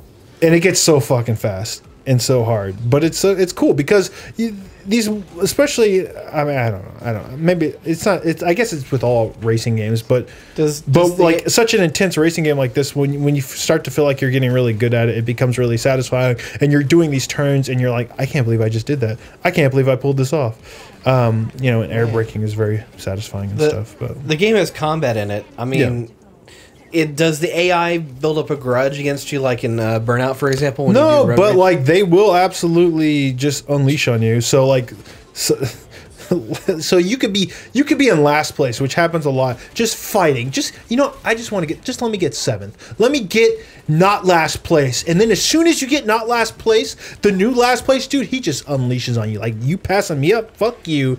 It's brutal, but you get good, and it becomes not as bad. This is a combat stage, I think, where everyone is just unleashing on people, and it's not about getting first because you're just going around and around and around. It's about who deals the most damage. Basically, I don't like these as much because it's just absolutely chaos. But you can play all this stuff online. This kind of mode might be a lot more fun online, and this is the mode where you can just turn on a dime. What? Which is kind of crazy, but yeah, and Looks cool. Looks cool as hell. Yeah, I wish I could show you the zone mode, but we're not going to talk about this for that long. So that's Wipeout. I mean, it's a great place to start because it's 3 Wipeout games in one. I'm assuming this is like just a digital collection you buy, or no, this is on a disc. Oh, really? Yeah. That snuck out there. Now this is pod racing. Of course, that had to be said. Well, we could take our break now, but before we do that, I have one more game to talk about. It's gonna be really short, so I'm gonna squeeze this one in there, and then we'll talk about Chris Davis' game when we come back from the break. I played on Sunday the first DLC for Little Nightmares. Little Nightmares came out a couple months ago, I guess it was. I think Brad, you played it, right, Brad? Mm-hmm. So Brad and I played it. Yeah, Short little game. I'm glad you played this because I would like to know if I should get it. Dude, first of all, I went in to buy this DLC, and I was like, I thought it was gonna be like $10 or something like that. It's $4 for the first one, or you can buy the season pass for 10, and there's gonna be 3 additional chapters essentially. And I played this first chapter. I played in about hour and a half, 2 hours. So I mean, it seems like a pretty good value. So the $10 season pass is worth it. And I've loved every chapter of this game that I've played. So the prospect of playing 2 more chapters is totally worth it and enticing to me. So this first DLC is called The Depths. You play as Do you go underwater? Okay, so it's just kind of an overview of the game, of the original game. The whole thing kind of takes place in this barge, I guess is what they call it, like a ship or whatever. But you play the little girl trying to escape the ship, and there's all these creepy fucking monsters all over the place, and you're trying to just escape.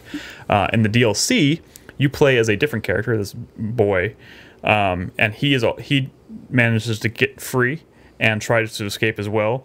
But he takes a different route. You kind of go through a few of the areas that you recognize from the original game. But are you gonna roll footage of this? I didn't actually set up a scene. I'm sorry. You son of a bitch! I'm sorry. I didn't mean to. Fine. Oh man, I wanted to see what it looked like. Hey, if you took a break, could you set up the scene? Oh, Yeah. let's take a break. Let's take a break. Woo! All right. Sorry, this is kind of not the normal way we do Fuck things. this game. We're gonna take a quick break, and when we come back, I'll talk more about Little Nightmares DLC. Chris Davis is gonna talk about Get Even, and that way we can roll the footage for Little Nightmares. Okay. Anyways, don't go anywhere. We'll be right back.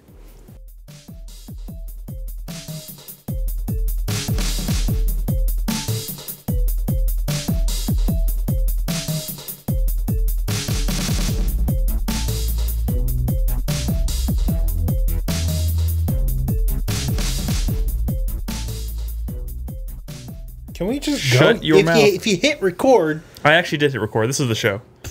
Welcome back. All right. I was talking about Little Nightmares. Can we roll the footage? I guess we can. Oh yeah, we Hang already on. talked about this though. I think. Here we go. Anyways. Well, I don't know why I didn't do that. Oh, you son of a bitch. Okay, it's fine. Whatever. He fucked up mine. No, too. it's good. It's good. It's good. I think it's fun. sex split. It's fine. No. Actually, this is perfect. So, where was I? You play this boy who is trying to escape kind of the same way that the girl in the original game is, but you end up you follow this other girl is running away, and you kind of follow her, and he ends up going a different way trying to get out of the ship than the girl does. So you actually go into the lower levels of the ship. And as you The depths, if you will. the depths, if you will, and as you may have guessed, there's some scary shit down there. And if you kind of look back at the way the full game was structured, it's like, yeah, this is him going out. I like the way the frame rate works there or whatever. It's kind of. Is it sarcasm or? No. Okay. You can never tell, right? I can't tell with Brad You can sometimes. never tell. It gives it a really cool. Oh yeah, sorry. The Stop motion. Prince of the Universe is right. I couldn't remember what they call the girl. The girl's name is Six. I don't.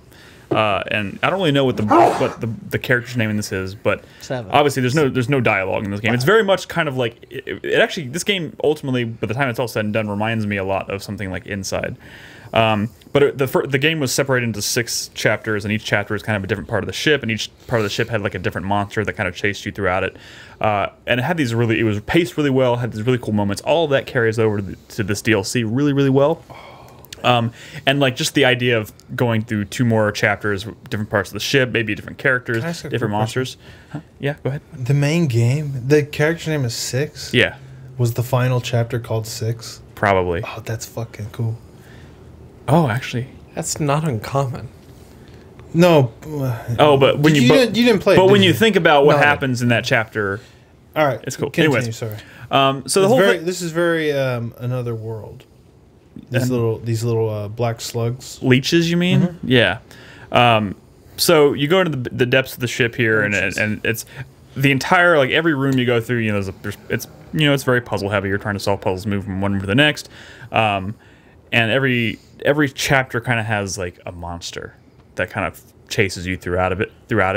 But I ended up loving it because they do a really good job of like making you think every room is not safe, but some of them are totally safe. Like nothing happens in them at all. So it kind of makes you feel safe for a while, and then suddenly, boom, they hit you with something really fucking creepy. So as you can see in like every level of this part of the ship, there's like a layer of water that you have to get through. Some of it you can walk through, some of it you have to swim through, and eventually you get to a point where you start to see bubbles under the water, and they kind of follow you. And like if you sit in any one place too long, you see this like creepy fucking hand come out from the depths of the water and like snatch you and pull you down. So it's constantly a matter of like you can't stay in the water for very long. The thing moves really fucking fast. So like if you jump in the water and you don't kind of figure out where you want to swim to next fast enough. I think this is the first time you see the bubbles, by the way. Kind of makes me think of the mermaids from Inside. Yeah, but like in this one, it's more of you never go underwater. You're completely on the surface, but you can see how fast the bubbles move. Like they come at you at like full speed, but start moving things. And if you like stay on like if you like jump onto something that's floating, and you sit there for too long, it'll like actually grab that thing and start shaking it to make you fall off, which is creepy. But it has this like really nice sense of escalation. And luckily in this footage, this is short enough that I didn't want to record too much footage or talk about it for too long. It's it's like 2 hours, but like I was trying to get to the point where you first kind of like see the creature, but I ended up not doing that. And I think that's probably best because like the first time I saw this creature, it's freaked the shit out of me. And like the way this builds up and it gets creepier and creepier, and then as most chapters do, they crescendo in like some really cool set piece moment. It's so satisfying. Like people that were watching it in chat were like, "That was awesome!" Like when you finally get to the end and you kind of vanquish the monster or whatever and move on to the next space. Like it's fucking like they do it in such cool ways. But if you enjoyed Little Nightmares, I absolutely recommend this. It's like I said, if you buy it by itself, it's only $4. You can buy the season pass for 10. Okay. And there's going to be 3 chapters total. All following this character, right? I think so. In fact, I wouldn't be surprised because it does it's almost like a sequel. Yeah, kind of built-in sequel. But like this game, I'll be honest, this game has kind of like been in my mind ever since I played it. And I think this is going to be kind of one of the standout games for the year for me, just like thinking back at like some of the more original... Better than Resident Evil 7? You son of a bitch. What about Breath of the Wild? I'm not... What was the... What about Horizon Zero Dawn? I'm talking about just like standalone standout like games of the year. Like original, like Inside. The way it was Inside... better than those. Like the way Inside made you feel. Resident Evil 7 is better than Mario Odyssey. It's haunting. Am I supposed to believe this? Oh, I don't know. I haven't played Mario Odyssey, you bitch. Yeah. Can't make that judgment. You guys suck. So you said this expansion's about 2 hours? Yeah, I'll be honest. I'll be honest. People were saying it only took you about an hour. Hour and a half. Okay. No. Well, hour and a how half. long was the main game? Like 3 hours. About 3 or 4 hours. Yeah, sure. In fact, if you know what you're doing, like honestly, like you're watching this footage. The first time I played it, by the time I got to this room I'm in right now, I had already been playing for like 30 minutes. But because I knew how to solve these puzzles and I did it like just 2 days ago, I moved like really, really quick.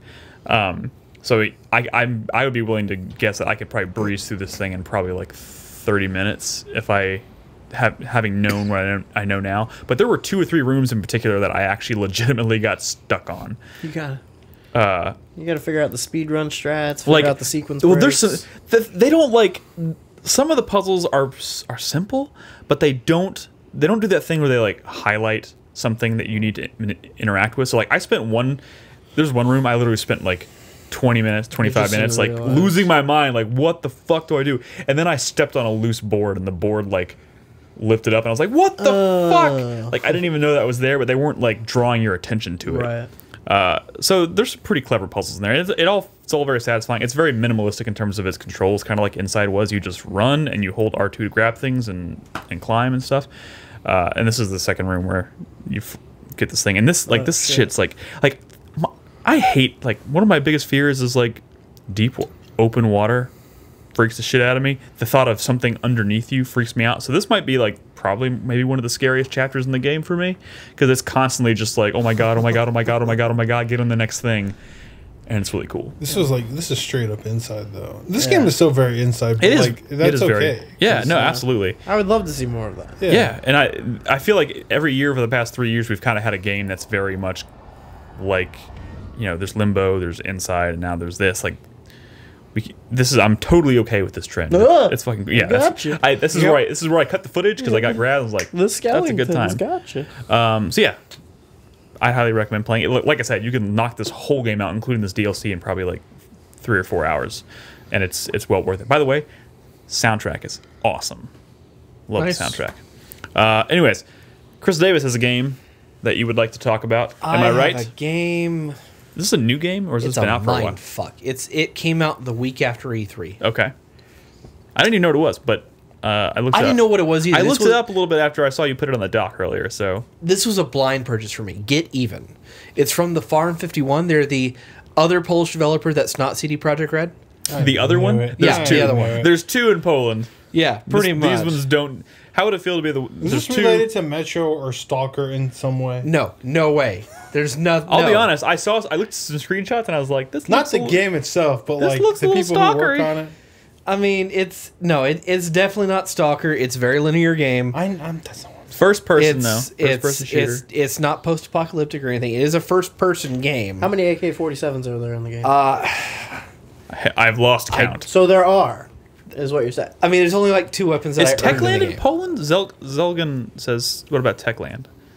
And Is Techland Polish? I thought they were Czech. I think they're Yeah, Czech. I don't think Techland is Polish. Yeah, I think they're Czech. I see how you might Anyway, get confused. Their Farm 51 is responsible for the most recent thing they did was they did a remake of Painkiller. It was like Hell and Retribution or something like that.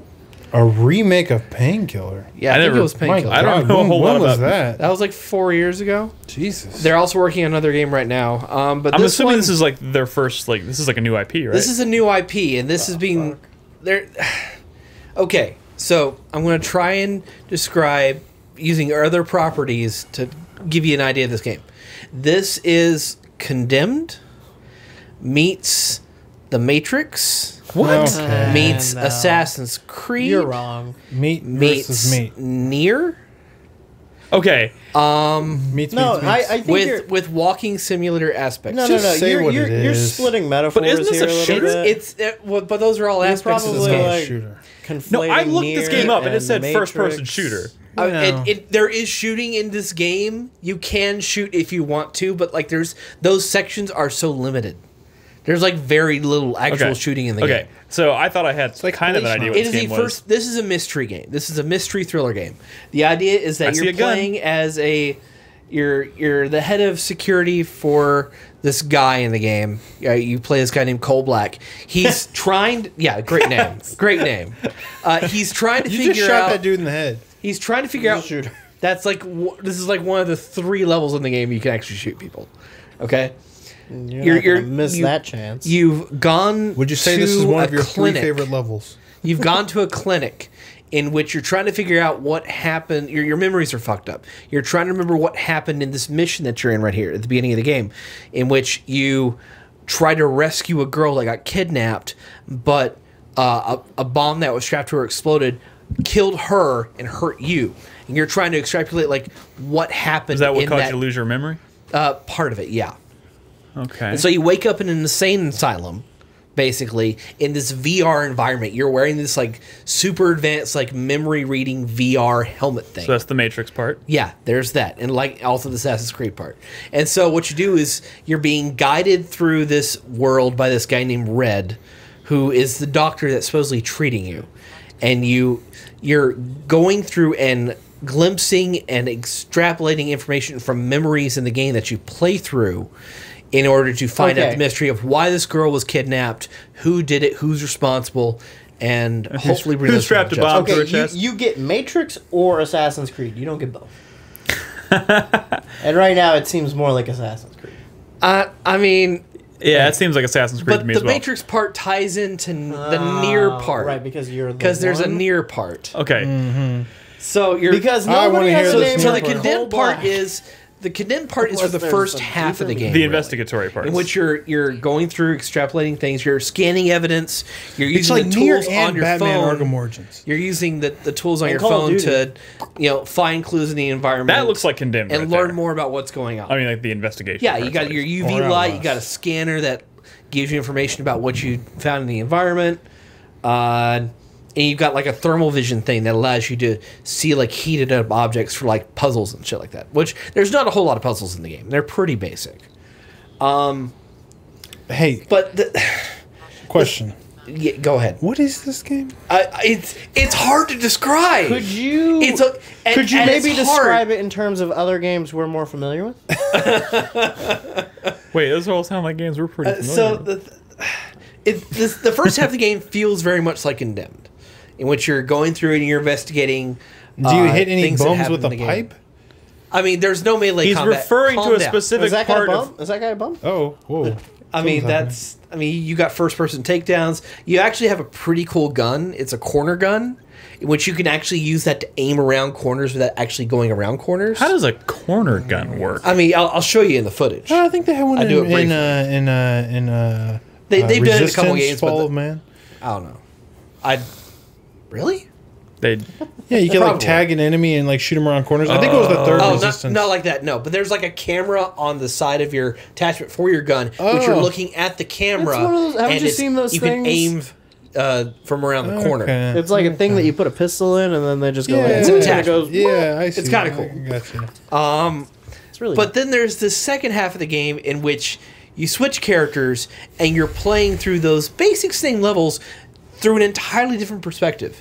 And you're doing completely different things, trying to extrapolate similar amounts of information that were hidden from you in the first half. So And it's got that near aspect. I'm going to assume... Oh, okay.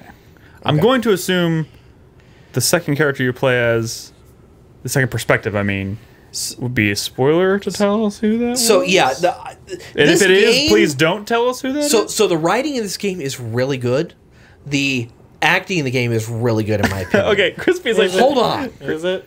I like it. I really like it. So I think it's the pretty... writers who named their protagonist I Coal knew that was- Black I knew came that up was with going a to come good, back. compelling story. You're telling me? I mean, Hey. I think it's cool how they bring elements together and they tell these audio log-esque sequences that string all the events and bring the memories together. Shut up. Hey, Crispy. Hey, just devil's advocate. His name is Coal Black. Just to be devil's advocate here, Crispy. There are plenty of... I'm pretty sure there are some Coal Blacks in this world. Black is And, not an and uncommon exciting, last name, thrilling bitch. things can happen to people with boring names. Yeah. Those people But the- aren't written by writers. The thing about this game, though, is that What would you want his name to be? the pacing and the writing go together Literally really anything well else? as you're playing through the level. Marcus Phoenix. So as you're playing through this level here, the music is slowly building, and it's becoming creepier and creepier and creepier as you get closer to your goal. And then you find out what's going on, and yeah, this is the corner gun. So you're aiming using your phone, and it's attached to your gun. And you're That's aiming around the weird, corner. but that's pretty cool. It's actually pretty cool. Did you say the doctor's name is Red? Yes. Okay. Red and black. Red and black. Two different characters. Yeah, go figure. They play off of one another. I bet there's something really deep There's- going on there. There are some Look at horror. this motherfucker.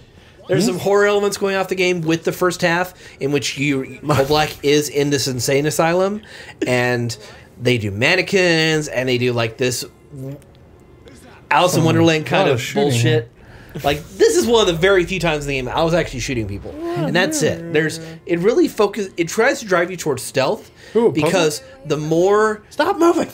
Why is she moving? Oh, I mean, I guess she's probably freaked out. yeah, she's because she's got a bomb strapped to her She's got chest. a bomb in her chest, and she won't stop moving. That seems like a bad And she'll tell you the combination. code, but the code doesn't Backwards. work, and it causes the- it to explode, and then you wake up in the asylum. Wait, can you defuse the bomb? That's a spoiler.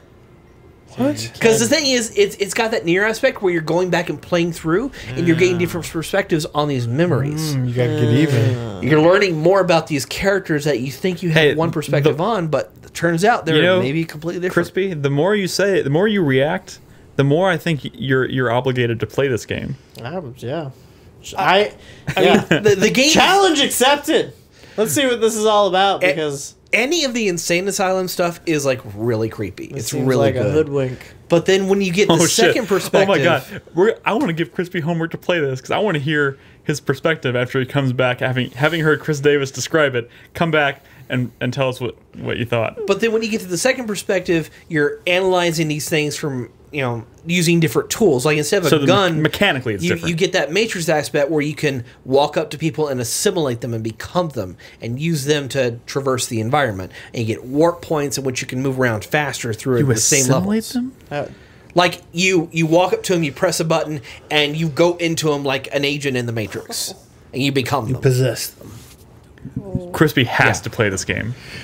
It's Absolutely this game has is to. actually pretty stinking cool. I think honestly, No, I mean it is rather short. I beat it in about 7-8 hours. Oh, I mean that's not. for for this. What's it called? Get even. Get. I mean, Did you get even? were you satisfied I with the can't way? tell you. Were you satisfied with the outcome of the story? I do, because there are several twists in the game that make you go, "What the fuck?" Okay. Holy shit! Okay, Crispy, you're gonna play this. The site will buy it for you if you have. It's $30, so it's $30. Oh, hey, I mean, I'm never gonna turn down a free video game.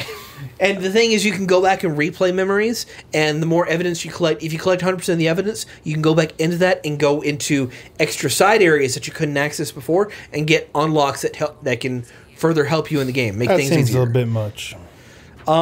Hey, you know. The only gripe I have with this game is that it has a very large focus on kind of like the audio logs, to where you'll find a aspect of a memory, an engram, you'll unlock it, and you'll have the characters that you're trying to investigate appear on screen as like these 3D sprites. But Sprites they or- don't act, they don't move. It's just them stuck in a pose as they're talking. What's that 3D sprite? Like Donkey Kong Country? I think like a hologram. Yeah, like a hologram. A hologram, but they're not moving. Wait, what? They're Yeah. not animated. They're just standing there, and then there's audio playing over it. I was gonna say, wasn't that 3D? But I mean, tying it was into like it was a 3D this, model This turned is into part a of the sprite. asylum right here. You're just starting to get into it, and it just starts fucking with your head immediately. Okay. This So- honestly, it looks like Resident Evil 7. honestly, you're honestly, describing. Okay, beginning. don't. Okay, I know what you're trying to do to me, Chris Davis. No, I'm not. Right. I'm Don't not. name I'm being drop. honest Don't here. name drop Resident Evil 7, bitch. It's condemned Resident Evil 7, and It has robot dinosaurs in it, too. I mean, no. I'm interested in playing it. I really, I also am really interested to see it's based so on Crispy's hard. response. It's so hard to talk about this game without going into spoilers. Can I ask you an unfair question? Okay. Okay, he's preparing you for this by asking you that way, but okay. I mean, yeah, I explicitly said so. Okay. Why did this game get bad reviews? Well, it's not bad reviews. They're all over the fucking board. It's true. I mean, I'm they're looking at it right now. everywhere. So Metacritic has this sitting at a 74 with Oh, that's not bad. but it's like evenly split. It's 12 positive, 11 mixed, 0 negative from critics. Well, zero negative mixed is not necessarily Its a bad PC thing. gamer score is a 66%. Game Informer gave it an 8.5. Steam has it sitting Really? at 9 out of 10. Very positive, 81% of the 101 user reviews for this game are positive.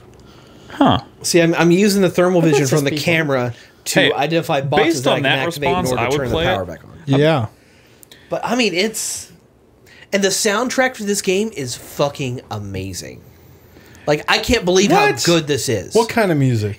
It's a mix of symphonic If music. you say metal, No metal. Symphonic? There's no metal. Okay. There's symphonic, and then there's synth music, and they build them together, and they do it really well. okay. So, like, what? It sounds like Metal Gear Solid or something? I mean, no, not really. Like there are the symphonic moments for the really emotional stuff, but then it's got the synth for like What are the the really top creepy stuff or the plot or the pacing going on in a level.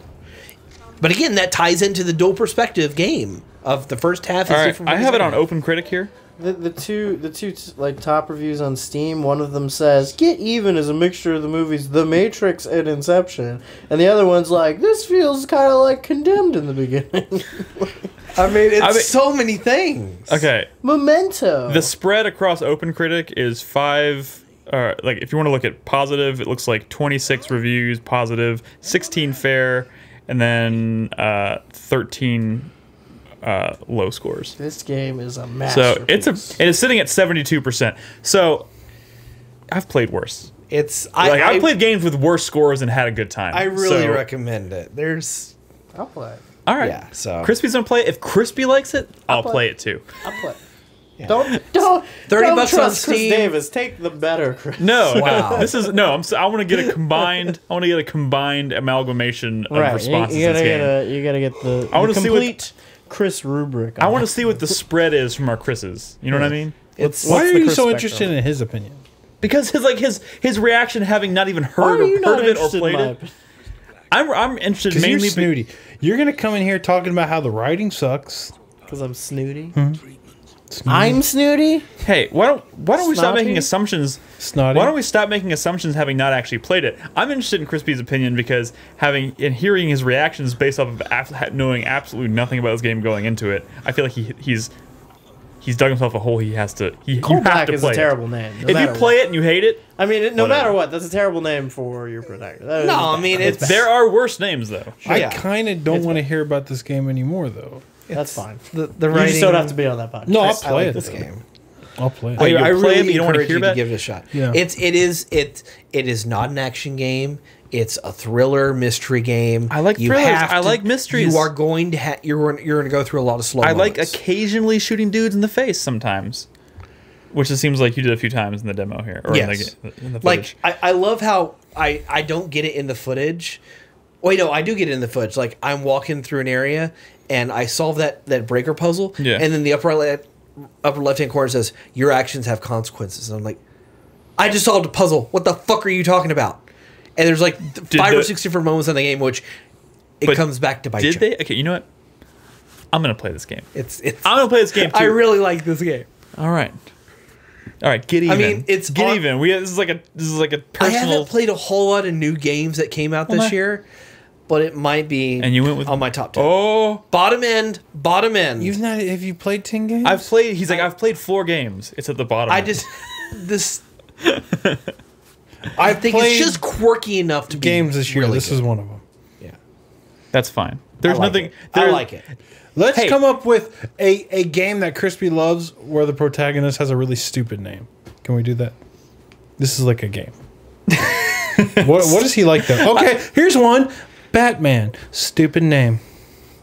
Okay, It's a real bad one. you really. I mean, I think that's a bad name. that was what? Batman? That's like really. First of all, You're really grasping at straws to attack. really me. low hanging fruit for you, Brad. Also, as you're far as- picking out a character that was originally created in the 1930s. Not to mention, I think he's only full. He's half, Bruce Wayne, 2 first names. He's just trying to prove the point that I'm snooty. I never thought of Wayne as like That's a all. first name. That's all he's trying to do. He's trying to find a perceived hypocrisy in my judgment. all right. What is Booster Gold? Booster Gold's a great name. I love Booster Gold. Was Mr. I thought we Gold's were- actual And you know what? character? He These are didn't all name- superhero he names, didn't- too. What he the fuck? didn't name himself that. Ronald Reagan named him that. I swear to God. I swear to God. All right. First of all, those are superhero names, not people names. Right. So let's move on. Get Even is the game we were just talking about. I'm interested in playing it purely based on just the fucking It's rabbit so hole you just dug delightfully yourself weird. by describing it with like 50 different games. All right. Let's move on. We've got some news, right? There's no other impressions this week, right? That was it. That's actually pretty impressive for I have the an impression. middle of fucking July. Don't you fucking do it. Adrian. Sorry. That wasn't even very good at all. Your heart wasn't in that. No. All right, news. We only have a couple news topics.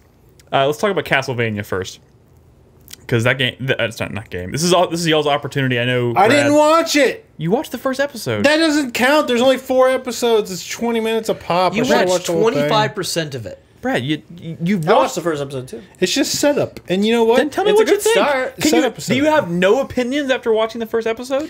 It kind of looks bad, but it's pretty good. I think it looks good. I mean, are you saying it looks bad because it's anime? You're just not really into anime. No. The anime parts of it look pretty good. Like if there's like action, I guess.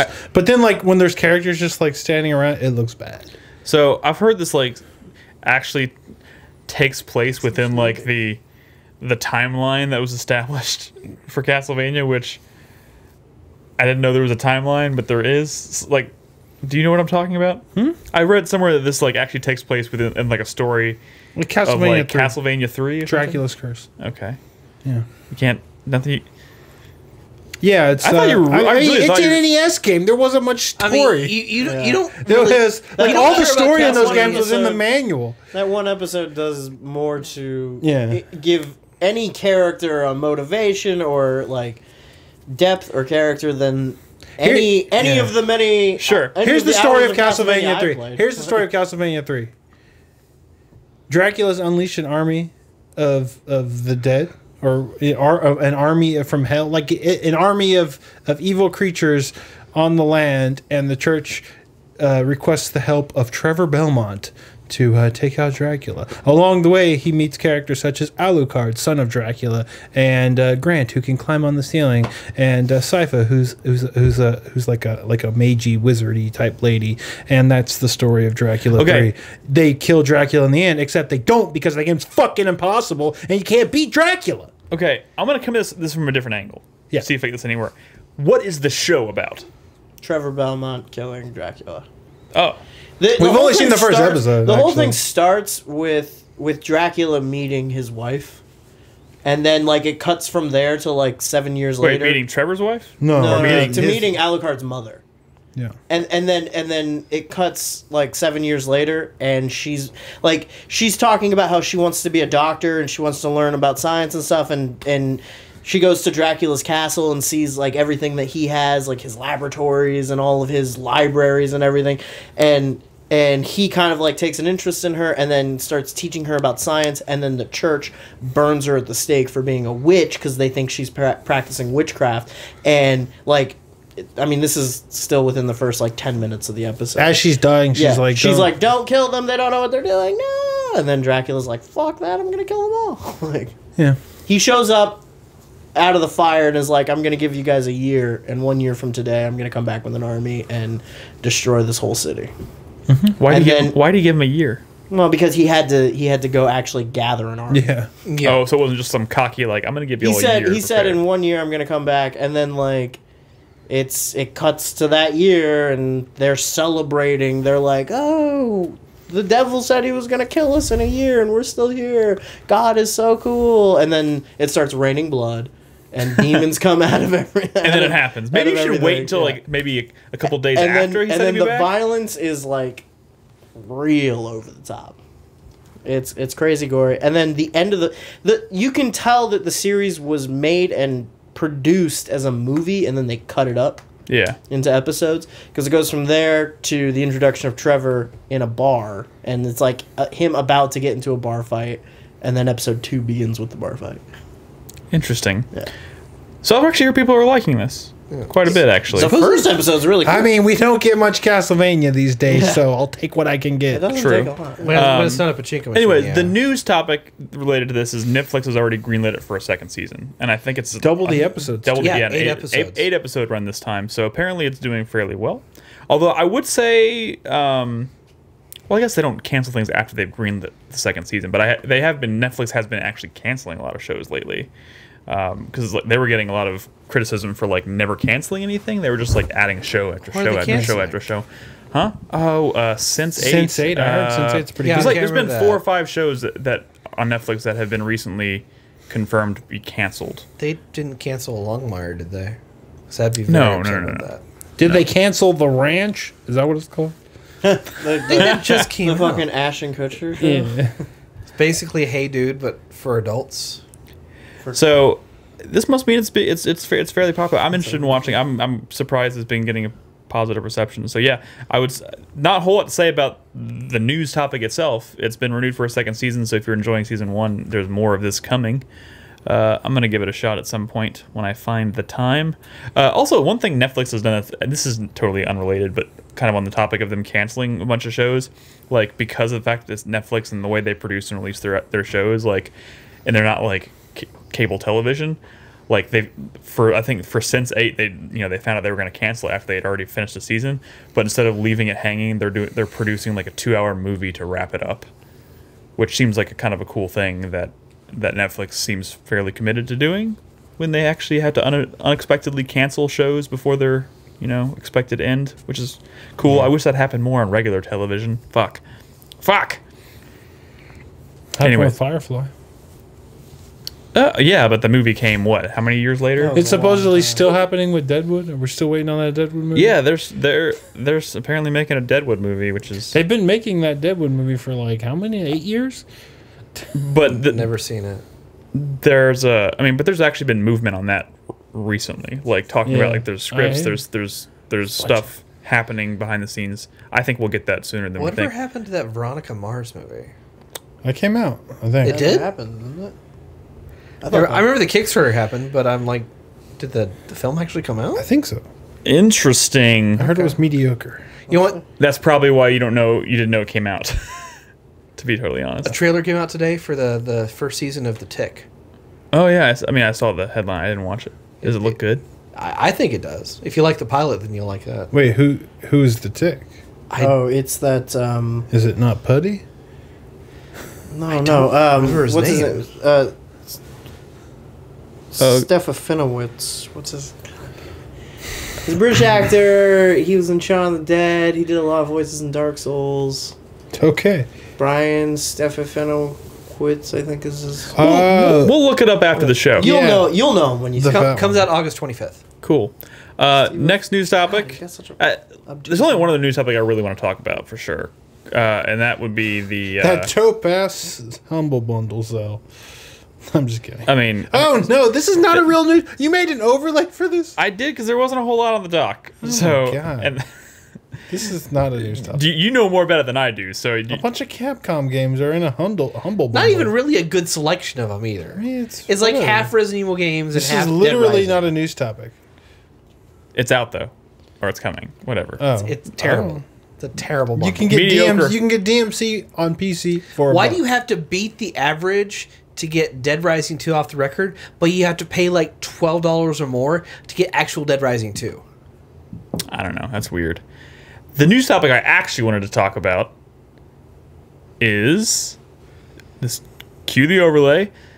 Yeah, Ex-Bioshock developers have announced their new game, City of Brass. You watched the trailer for this? I did. Okay. Wait, why do you say it like that? I'm assuming that means you think it looks stupid. I haven't watched it yet. I mean, it's not black and white. What? I mean, just because I'm not like blown away doesn't mean I think it's stupid. Like, you're I mean- comparing this to Black and White, the video game, right? Or are you just I don't like, even know where you're drawing that comparison. Like, from what I'm I've confused as hell. gleaned and what I've read about this announcement so far is that they're taking, like, gameplay wise, they're taking cues from the games they've worked on prior, i.e., Bioshock 1 and Bioshock 2, but it's a totally different setting. It's kind of like a. Isn't it like a roguelike though? I don't think so. I haven't read that it's a roguelike. I kind of hope it's not a roguelike. It looks like a what am I thinking? Arabian Nights? Is that what I'm thinking of? Power Slave. What? No. But like this I really have to watch this trailer to understand what the I was hell kind of I'm hoping you'd talking have the about. trailer. Yeah, I mean the trailer doesn't show much. I mean, it shows a guy walking up to this like set of stairs with like a big door or in the middle of the desert, and he walks up to it and there's like a pot or something, and he opens it and this like big like genie looking thing comes out and then like makes this like city rise out of the sand, and then it shows what looks like first person melee combat with some like zombie mummy looking fucking things, but like as soon as he goes to hit it, it like cuts to black and it shows City of Brass. Not a whole lot that we know about it yet. Apparently it's coming at the end of this year though, so I that's got bad news for you. What? Is it a roguelike? It's a roguelike. Fuck! Procedurally generated level design. Well, that First person melee combat. that kind of kills it. Okay, I that's read like interesting. 2 stories about this, and none of them mentioned that it was a fucking roguelike. Uppercut Games. Is this their first project or something? I mean, this particular team, yeah, but it's made up of Ex-Bioshock. artists, designers, programmers who worked on Bioshock 1 and 2. This is not to be confused with the first game that's in development from Ken Levine's new studio. We Ghost don't know. Games. We don't know what that game actually is. Ghost Story games. Yes, but we don't know what that game is. This is not that game. This is just another group of people who worked on Bioshock 1 and 2 kinda who know what- formed a studio to make this game. We kind of know some of what Ken Levine's game is going to be. If you pay attention to his We don't have a GDC title. We don't have a trailer like we do here. If you This pay is what I'm. attention to his GDC talks, you'll Yeah, I mean, understand he's a little talked about it. It's going to be. Yeah, that's a totally different Narrative thing. Open-ended narrative. bit. I mean, procedurally generated open narrative, Well, which is insane to think about. this sucks. There's been games I've done that. I mean, I was actually really kind of excited about the setting of this game, y'all. and it looked like it had a lot of personality to it based on what I saw. But the fact that it's a roguelike, I'm not really into roguelikes or procedurally generated game. Like I don't know. That kind of kills it for me, which well maybe just give kind it of a a bummer. chance. I mean, before- I'm also a little worried because at the end of the trailer it said coming winter 2017. I was like, that's in like a couple months, and this is all we know about it. For a game to, you know. I don't know. I feel like there would be more confirmed. We'd know more. We'd have seen a little bit more by now. So I'm a little hesitant. I mean, games tend to be announced 6 months before the release. Yeah, that is the standard. Anyways, not much more to say about it. Then we'll talk more about it when we know more about it, I suppose. But that's kind of all we have in the way of news. So if you don't mind, It's been a slow news season. Yeah, I mean, well, we're post E3. I think that tends to slow down quite a bit. So let's move on into community. I want to thank our new patrons, because we actually have a few new patrons who started supporting us this past week. Future Carnage, thank you. Ooh, thank you, Future Carnage. Yes, also, thank you, sir. I can't wait for your impending carnage. Swarley91. Thank you, Swarley91, for supporting us. We appreciate that. Thank you. Swarley. Two more. 10-minute break. Who popped into our Discord just yesterday, I believe. Just a few days ago, and introduced himself. Seems like he's already fairly active, which is cool. Thank you for joining us. Thank you for being part of the Discord and supporting us on Patreon. And the last one is Patrick Swayze. Wait, no. Not spelled the way you not think. real. At what level is Patrick Not Swayze real? supporting us? Is there like a temporary question? There's no chance. I mean, how do you know? I mean, maybe. Because he's Maybe. dead? Swayze crazy. I mean, He hasn't been dead that long. he is dead? I didn't know that.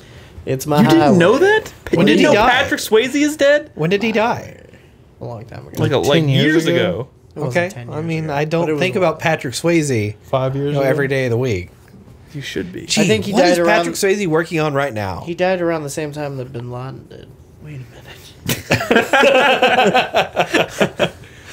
He was Bin Laden. Chris Davis been having those days where he's like, man, what is Patrick Swayze doing? Patrick Swayze caused 9/11. I mean, He's not around to defend himself. that's true. All right, so thank you guys for supporting us on Patreon. If you are interested in supporting us on Patreon, it's patreon.com/4Player. We'd appreciate your support. And of course, if you support us with at least $1 a month, you can ask us questions that we will answer live on the podcast each week, which is where I'm going to pull these questions from now. Including that one question? No.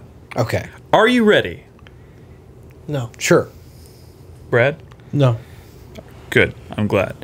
Mr. Green Toast says, after having to wait several months for a new hard drive since my original broke, my PC is finally working, and I was wondering what sorts of programs and other useful utilities I should download since I have to start fresh.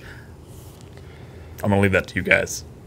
Like programs and utilities he has to use? I mean, Just For what? If there's anything, I You guess should he wants get to this know. lovely service called Steam. Steam is OBS. pretty good. You can buy. If and you're going to play broadcast, video get games. OBS. If you're going to, get 7-Zip, that's a great, extraction Does program. WebShot still exist?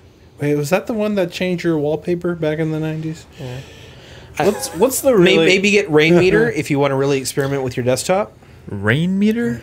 AOL Instant Messenger. What was the really good web browser? Opera or something? No, not Opera. I mean, Dropbox. Lycos. Dropbox has been like a life changer for me because I'm frequently going back and forth between my laptop and my desktop. And Just Alta Vista. Just go to Alta Vista. Is it and still look it up. there? Is Lycos still There's around? no way. Napster. all right, we have spiraled into Get the your non-real iTunes, answers here. Morpheus. I was totally LimeWire. All right, Kazaa. Nolan you has Spotify installed. Get Kazaa Lite. Let's just load up Nolan. Let's look at Nolan's Get computer. see exactly what he has VLC installed. Media Player though. I think what should you can have glean that. from this answer is That's a legit. Steam, VLC, yeah. That's VLC. a legit suggestion. Get VLC Media Player. It's free. VLC media. It's a good program. VLC. By the way, I got The my icon looks like a little traffic cone. I got my motherboard today. Fuck you. Nice. When are you Oh going to Jesus! Are you going to finish the computer this year? Yes, I'm just not in the biggest rush, and I've been spending a lot of money on other things that I also need to do. So, yes, I will finish it. Like you said, I only have like 2 or 3 more components I need to get. I've got a You're lot buying them at the pace of like one every 4 months. I know, because what rush do you think I'm in to build a second PC? If you were a serious That's literally what I'm music doing. fan- I was building it. I'm gonna have 2 PCs, 2 high-powered PCs in my house at this point. You want to hear a deep cut for serious music fans? Soul Seek. You know what I'm talking about. I have no idea what you're talking about. All right. Is Kaza Light still there? What? Kaza Light? It's Kazaa. Kazaa. Light? Whatever. Sir Thomas Thipple Get your shit together. says, if you could get your significant other to cosplay for one wild night of hanky panky, who would you like for them to dress up as? You can choose from movies, video games, comics, manga, and anime. Nick, answer first. I don't. He's saying dress up as Nick? I would, Because No. I would dress my hand up as Nick. Lefty, what do you think? You can all, even if you don't have a significant other right now, you can give an answer. I mean, I don't think it really fucking matters. He's asking who you would want someone to who would you want someone to cosplay up for hanky panky with you. Brad, do you have an answer? Who would I like my significant other to cosplay as? Yes. Madeline Albright. What did you say? Madeline Albright. Madeline Albright. Strong women do. Can it be? Can it be historical? I mean, he says movies, video games, comics, manga, and anime.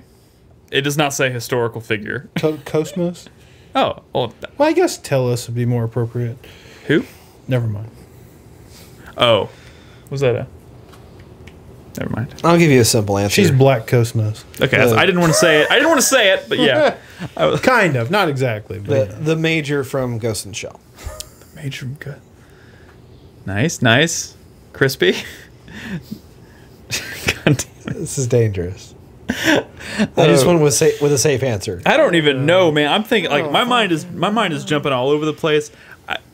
Try to choose one that's an adult. Part of me. That's, What the fuck does that mean? I mean, manga and anime, that's dangerous territory. I'm You're just the only saying. one in here who's done it with a nice young lady. Oh my god, that was good. Part of me. So my sorry, mind is like Taryn. jumping to Lady from Devil May Cry, but that's like. You know. That's got to be pretty far down on your bench, though. Lady, I though? bet there's something a little higher up. That There's you can nothing do like better super than that. fantastical about her. She's just. You can do better than that. Thanks, Chris Davis. I could do better than that. I mean, at least Trish. no, wait, fuck what? that. No, fuck I Trish. feel like you could do What better. the fuck are you talking about? I feel like Lady. Trish is better than Lady. no way. All right, I officially have no way. faith in your taste. Do you in know why women, Trish is not period. better than Lady? Do you want to know why? I'm surprised you didn't Because choose the Regina. cutscenes in Devil May Cry didn't start to get really sick until Devil May Cry 3. And that featured a ton of Lady and like no Trish. Okay. And what little Trish... I guess to be fair, I never beat 3 and I didn't play 4. Jesus. Get out. Yeah. I mean, Ninja Gaiden happened and that ruined me. So Man, fuck, dude, I take DMC over Ninja Gaiden any day of the fucking I week. disagree, sir. Respectfully disagree. Oh man. I mean, Ninja Gaiden Black's sick. I'm trying to think of a more creative answer because like, Lady's just a girl and like a The stupid Nick meme answer would be Regina from Dino Crisis. no. or just a dinosaur. She does wear Yeah, go if you're gonna do that. Go full. full meme. no, I choose Batman Returns Catwoman. Michelle Okay, Pfeiffer fine. Catwoman? I Okay. choose The Dark Knight Rises Catwoman. You can have her. Excuse you. Wait, you're picking Dark Knight Rises over Michelle Pfeiffer's Catwoman? Well, you just said you picked. I wasn't gonna pick okay. the same one. I guess I did call But dibs. I mean, I think Anne Hathaway's Catwoman was hot too. Jesus I would Christ. take post. Okay, one's iconic. I would take post 2002 comic book Catwoman. Okay, so you're gonna be fucking paper. fucking paper. You know, You're that, fucking plastic. I mean, that Oh, was my goodness. kind of a news topic we could have talked about. What? Christopher Nolan has confirmed he's working on a 4K remaster of the Dark Knight trilogy. But that's not really the kind of news we cover. no, that's cool. Though. But it's in 4K. That's so dope. the thing the about resolutions. no, but the thing about Chris Nolan is that number one, he films his You're a lot on of a his stuff short at name 8 or basis? 12K. Okay, so it's automatically going to look better. He just films But on IMAX. but a also lot of the time. he's only ever focused on his films. He never ever worries about like the home releases and stuff. So this is like his first project which he's focused. I think on the more home release. interesting So the coloring and like this, what they'll do with it could be really. I think the more impressive. interesting Christopher Nolan news this week is actually that he said he would be interested in directing a James Bond movie. Thank you very much. What if I only really like Memento? All right, next Okay. question. Future Carnage says, any fans of visual novels or dating sims? I personally will always love. Okay, Clenad, Klonoa? Clenad. Oh, C And L Steins A N A D. It's a visual novel. It's Okay. supposedly one of the best ones ever made. He says he will always love those for their amazing story and art style. I'll be honest. It's like a 40-hour visual What is novel. the name of the main character before you say that they have amazing stories? I mean, Oh, I see. Okay, I don't. I'm personally not really a fan. Like the closest I think I've ever come to a dating sim or that I've been invested in is like Persona, and I do like that aspect of those games. But I don't really. I've never really been into actually playing like dedicated dating sim video games. Not really been my bag. Visual novels, though. I mean, there's a lot of cool visual novels. Although I'm sure Crispy is probably more familiar with them than I am. visual novel. Visual novels. Why do you think that? Hey, that's I don't know, Crispy. Why do I think that? I don't know. I'm because I played some Telltale games on the feed. I'm generally perplexed. Visual novels? You're thinking of graphic novels. Oh, isn't it the same thing? No, No, very visual different. novel No, is- Visual a novels game. are like anime shit. Oh, well then, But with that's no RP. fantastic because that means I actually have no idea what this guy's even talking about. So I'm clearly not a fan. a visual novel is a dating sim. Oh no, fuck! I Well, have no sorta, idea. but yeah. I thought he was talking about graphic novels. Sorry, Crispy. Yeah, I have not here. I think this is our. Any of us? No. I don't know. Phoenix The only- Wright is kind of a visual mean- novel. Hatofu Boyfriend is a virtual novel. Virtual. Visual novel. Sorry. Because you look at it. A VNOV. It's a Characters are talking at you on screen. You never see your main It's character. a novel with pictures. There's text and some decisions, and that's a visual novel. Gotcha. Okay. Fair enough. All right. Next question. Nexus says, which Final Fantasy entry would you like to see further expanded or? Tactics. Next Okay. Can I question. finish? I actually agree with that one. Which Chris Final? Davis. First of all, if you let me finish the question, you'll know that actually answer does not Okay. apply sorry, here. Sorry. Continue. Which Final Fantasy entry would you like to see further expanded on, similar to how Ivalice is fleshed out through spin-offs and other games set in that universe? Tactics. Tactics. Yeah. Yeah. Isn't tactic? Yeah, it's not the same. Tactics is Ivalice, but But that's what he's referencing here. I Tactics in choose- Final Fantasy But 12 being Ivalice. the Ivalice that's in Tactics isn't really anything like. I know, but the other he's using Ivalice. that as the example, so you No, can't I make know, that your but answer. what I'm saying is just because they name the setting Ivalice in each of these games doesn't mean they actually fleshed I out got an answer. that world. I got an answer. Like the world in Final Fantasy Tactics, those nations, those political players, those intrigues kind of only exist in that game. Then there's Vagrant Story. And Vagrant Story. But hey, Vagrant Story. Yeah, but that's nobody kind of played like, that. Hey, I'm gonna go with. I would like the world of Final Fantasy VI to become a turn-based tactical RPG in the vein of Final Fantasy Tactics. Okay. Boom. See, I also feel like this is kind of hard to answer because I feel like your default answer is always going to be your favorite Final Fantasy. Yeah, that makes sense. but I I'm mean, tr- I'm not just- not Final Fantasy 9. I mean, trying that to- shit's repulsive. Which Final Are Fantasy? you fucking high? Listen, it's a good game, but the character designs are bad. Oh, fuck off. It was a throwback. I'm sorry. To 9? I got really No, 9 was a emotional, throwback really to, invested No, there. I mean, you're saying that 9 was terrible? Wait, what are you? You got a I'm problem saying with Aiko? I You got don't want a problem with Aiko? world where characters look like that. Dude, fuck off. Like, what's She's wrong? a child. Yeah, I mean... Yeah. Yeah, you can't defend I think Vaughn you're- for being a street urchin I in think a you're being fantasy a setting, little- and then bash a child for being a child in a fantasy what universe. Nick just said, yes. You're being a little snooty. Yeah. Yeah. She's not just a child.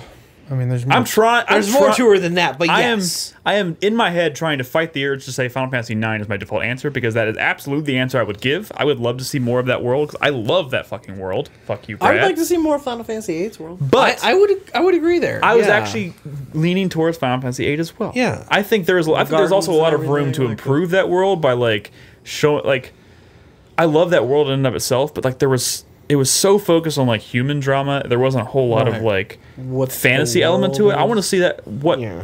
I want to see more of that world and like expand it upon and make it maybe see if they can make it a little more fantasy like. Just the whole like society that gave rise to this like system of these Schools. gardens. the gardens, yeah. like Or like the secretive super high tech nation. I forget the name of where you get the Ragnarok from. Not Golbadia. What do you think? Wait, say that again. The secretive hidden super sci-fi tech nation that's on the other continent that you get the Ragnarok from. Yeah. I can't. Man, it's been so long since I played that game too. But yeah, I know what you're talking about. I also would like to choose the true Final Fantasy 13, which is called Lost Aussie. Oh, fuck off! I was like, what is lot? No, That's no, the true no, Final no. Fantasy 13. No, it is not. Does it have Final Fantasy in the title? Just saying.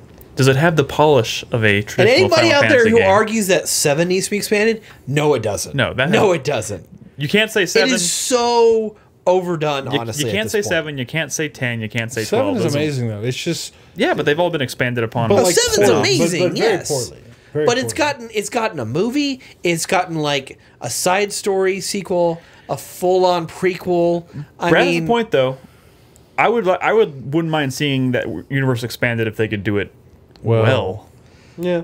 Yeah, Because and I- everything they've done so far has felt like an afterthought, or Every it's ounce been of ridiculous. levity and humor just sucked out of that world. because it's super serious. It wasn't. Video games It are so serious wasn't. business, man. Everyone thinks just game because wasn't. your fucking waifu mean, got a some of it sword was. through the belly that all of a sudden Golden saucer. That's what I want. I want a management game where you're running Gold Saucer. That would be cool. the golden. Fair enough. Coming up with all these different mini games and Fair shit. enough. Zerby says, name a TV game show and then any video game character you'd like to see on it. Why would you want them to be there and what would you expect them to do? I immediately jumped to Legend of the Hidden Temple.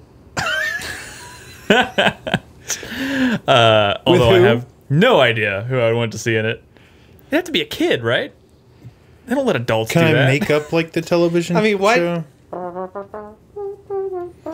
I would like to see like a TV game show where fighters from all over the world come together and fight, and I would like to see Julia Chang join that fucking show. a game show where people fight? Yes, called the King of Iron Fist Tournament.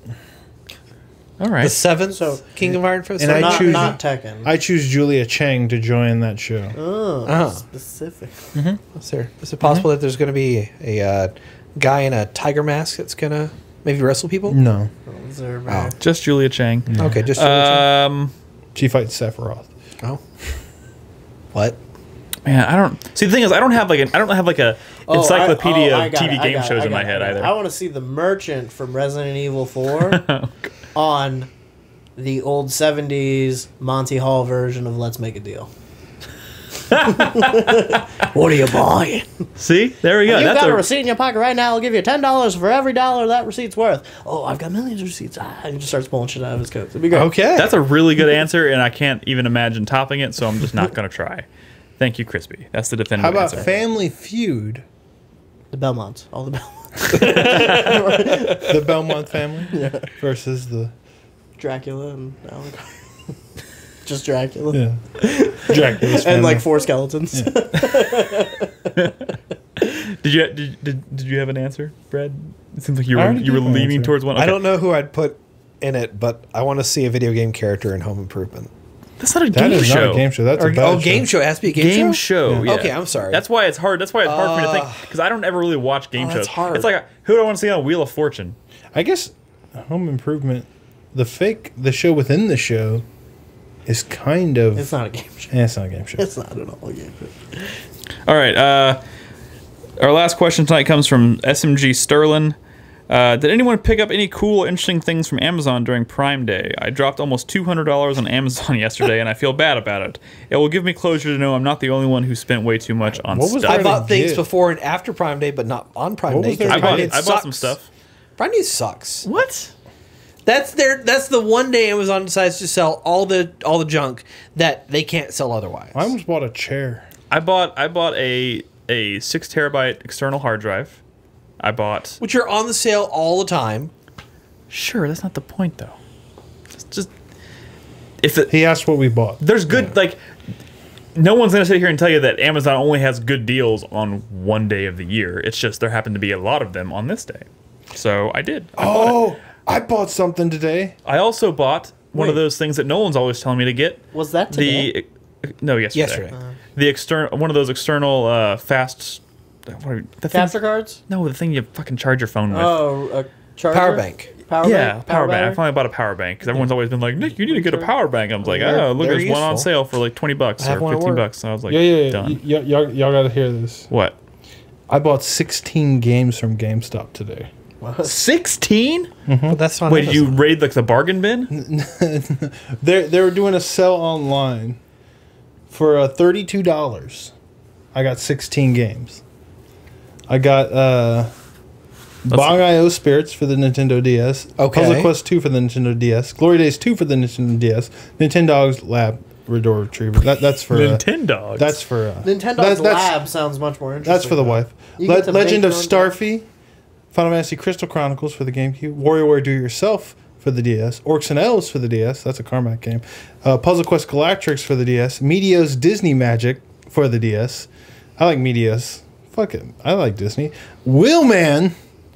Wheelman? One of these is not Really? like the other. Space Bust-A-Move for the Nintendo DS. Kingdom Hearts Chain of Memories for the Game Boy Advance. Oddworld Apes Exodus for the PlayStation 1. Big Bang Mini for the Nintendo DS. And Shin Megami Tensei Devil Survivor 2 for the Nintendo DS for $32. That's a nice haul. Some of those are good games. How many of those are you actually going to ever play? I mean, Never. point?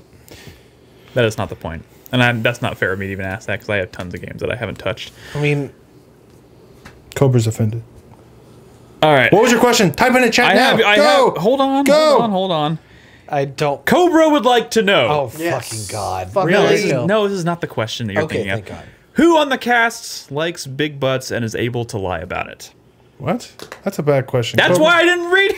Cobra, go away. First of all, it's like a snake eating its own tail. You can't answer that question.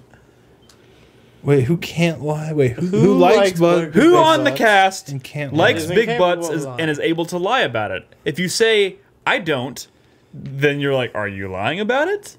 Are you one of the ones? Like it's just like a snake eating its own tail. You can't answer that question. It's an unanswerable question, I wish One this of us question was speaks just a only in spinning truth. circle. and The others. I will never lie about Answer liking only butts, in big butts. lies. So, not gonna lie. There, I read your question. Anyways, thank you guys, everybody, for your questions. Of course, if you are a supporter of us on Patreon at the $1 level, you can ask us questions every week. If you're interested, you can find us on patreon.com/4Player. We'll be putting the post up for next week's episode, probably Monday or so of next week, to get more questions for next week's episode. Anyways, it is time to wrap up the show with the 4-Player Minute. Brad, Yeah. are you ready to start?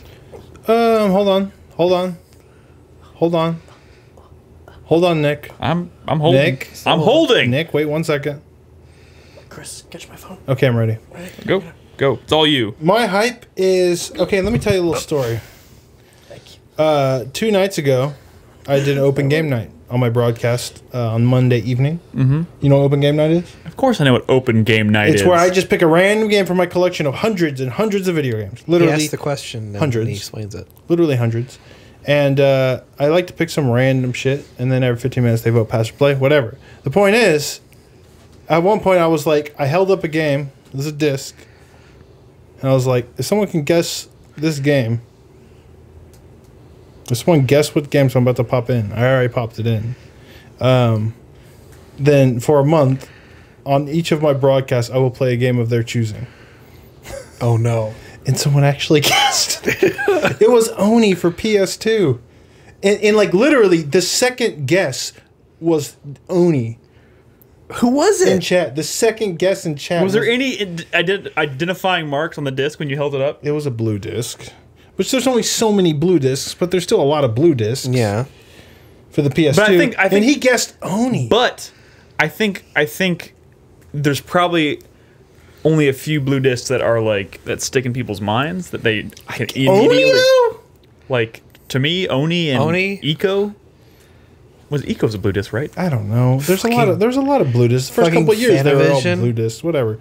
The point is, it was random. It was weird. He got it. So it was like the second thing typed in chat. So I'm going to honor it. So he sent me a huge list of games to choose from. And you know, it doesn't mean I'm not going to play new shit. I mean, I'll just dedicate part of that broadcast for that day to a game of his choosing. But he picked some good games. So that's my hype. I'm actually hyped for that list of games. Wait, who was the person? Oh, sorry. Tom H. 23. Oh, okay. Yeah. Now it makes sense what you said earlier. My thank Classic you Tom. is to Vunic, who I was playing Wipeout today. And Jagger popped in the chat. I was like, yo, that Meat Boy game is out. Yo, you got to get the Meat Boy game. I'm like, hold on, man. Let me think about it, man. I just bought $32 worth of games from GameStop. Let me just play some Wipeout. So Vunic gifted me the game, and I had to play it. I was peer pressured into it, and then I played it. But thank you, Vunic. It's very nice of you. Nice of you, Vunic. My fuck you for the week goes to all the haters of Codename Steam. It's a great game. You're stupid. All of you who haven't played it, you're stupid too. Intelligent Systems, you're stupid for letting Nintendo boss you around, force you to make Fire Emblem games. You should make an Advance Wars game using this engine with the COs. Fuck you, Nintendo. Fuck you. I haven't played it. Yeah, I know. So you're calling me stupid? Well, no. I mean, I haven't played it either. He's calling me stupid too, but I'm used to it. Not stupid, just fuck you. Well, stupid too. I'll take it. But my sweat for this week goes, you know, what could I be worried about coming up soon? I don't know. I went to baby boot camp yesterday. I learned about babies. They're fucking disgusting. Not just gross. I mean, you know babies are gross, but like that first week, like everything is like, oh, your baby's gonna have like this all over. It's gonna look gross. If they ever got this, it's gonna look nasty. It's gonna look nasty. It'll go away in about a week, probably, when you take it home. Like that first week, your baby is just a disaster. Just a fucking disaster. And then, you know, for like 8 months, you just got to make sure it doesn't accidentally roll over and kill itself. It's horrifying. It's absolutely horrifying. But that first week especially, there's so many things that's just disgusting. It just looks like a fucking alien. There's like shit like on its body and stuff. Like it's like babies have like misshapen heads. Like cone heads. They come out because they were wedged too far down there by the exit, you know. By the exit? Under the exit and side. their head You know what got I mean? molded into the shape of a cone. And they're like, oh, that goes away in a few days. It's just horrifying. You know what is it called? Meconium? They don't have normal shits at first. It's like a black tarry like substance, you know, that for the first few days before they start having regular shits, which, I mean, it's not regular shits, but like normal baby shits, there's like black tar coming out of their ass. It's just horrifying. It's so gross. Fucking But at least I learned how to wrap it like a bundle, whatever the fuck that does. Brad is having a pyramid head. Swaddling, yeah. Learned how to swaddle. Skin to skin. They're all about skin to skin. You know, I'm wondering if well, whatever. That's my sweat. I'm sweating for you. Crispy? Well, my hype is less of a hype, more of a penitive interest peaked once again. Because, as you may or may not have heard, Camdrome kind of started kicking around again a little bit. Did it tweet at you? No. It didn't tweet at anybody specifically. But a lot of weird stuff happened, and I'm just going to read this. Okay? Is it long? A little. Just bear with me. Camdrome came back, deleted all his old tweets, and spoke with the titles of YouTube songs, such as using the song "Somebody Is Watching Me" or "Hush." It seems someone is trying to escape from Camdrome and has quickly used their Twitter to send out messages. I wasn't here for the first instance of activity, but according to various other people, Camdrome posted a live leak to an interview with Richard Ramirez and then deleted all his old tweets, blacked out his header and icon, also cleared the description. From there, he began posting a string of letters and numbers, which we figured out were YouTube links. From the links, the person on the account was communicating with us, Hush, I'm not who you think I am. I'll be back. Somebody's watching me. The profile picture and header was changed to Randy Quaid from Independence Day, the I'm back guy, I'm back, and it's that scene. The header is Ingsoc from 1984 now. Basically, it's... The name's changed like Ben Richards or something? Yeah, the name is listed as Ben Richards right now, who's the main character from The Running Man. That is true. And... So it was doing this, it was sending out these videos that said all that shit, and then it kind of changed its tone, and then it started posting articles about, like, so it started posting ones that were, like, called Iran, please and thank you, stop, they're watching me, I'm not the one, I lied, sorry, this is not a game, followed, yeah, and then they started posting articles like about people who pretended to be other people on the internet, and an article from Wikipedia, or one of the tweets said, "What do you think it was like when someone discovered the Pretenders?" And it had a link to the Pretenders article in Wikipedia.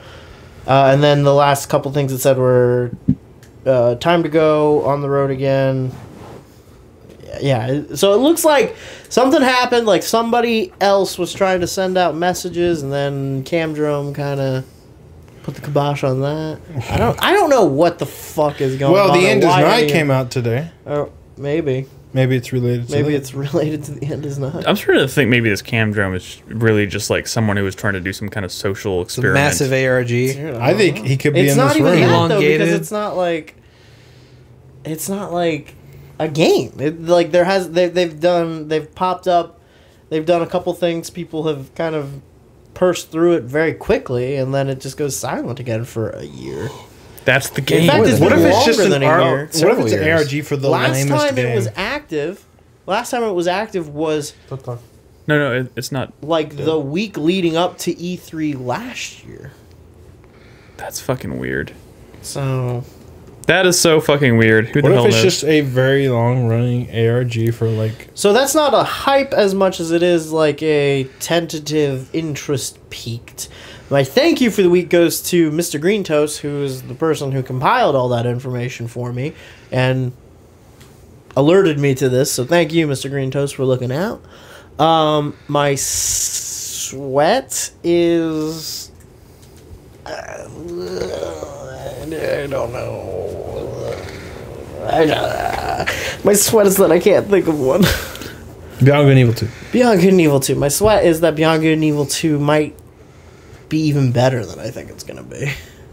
Which I don't know how I'll Way to handle flip the that. script. I don't know how I'll Crispy. handle that. And Maybe your sweat should be get even. What if I like it? if I play Get Even and I like it, that's not a bad thing. All right, as long as we're clear. You heard it here first. I honestly, what you described sounds pretty cool. I just took more umbrage with the way you described it. It's hard to describe it. It really is. Yeah. Yeah, we'll see. Sorry, continue. That and the main character's name, Coal Black. I don't care how good the game is. That's bad. Is your No, fuck yeah, you the week to that's Coal bad. Black? That is always going to be bad. Fuck you, Coal Polish Black. developer. Yeah, Remember. I know. I mean, that's exactly what it is.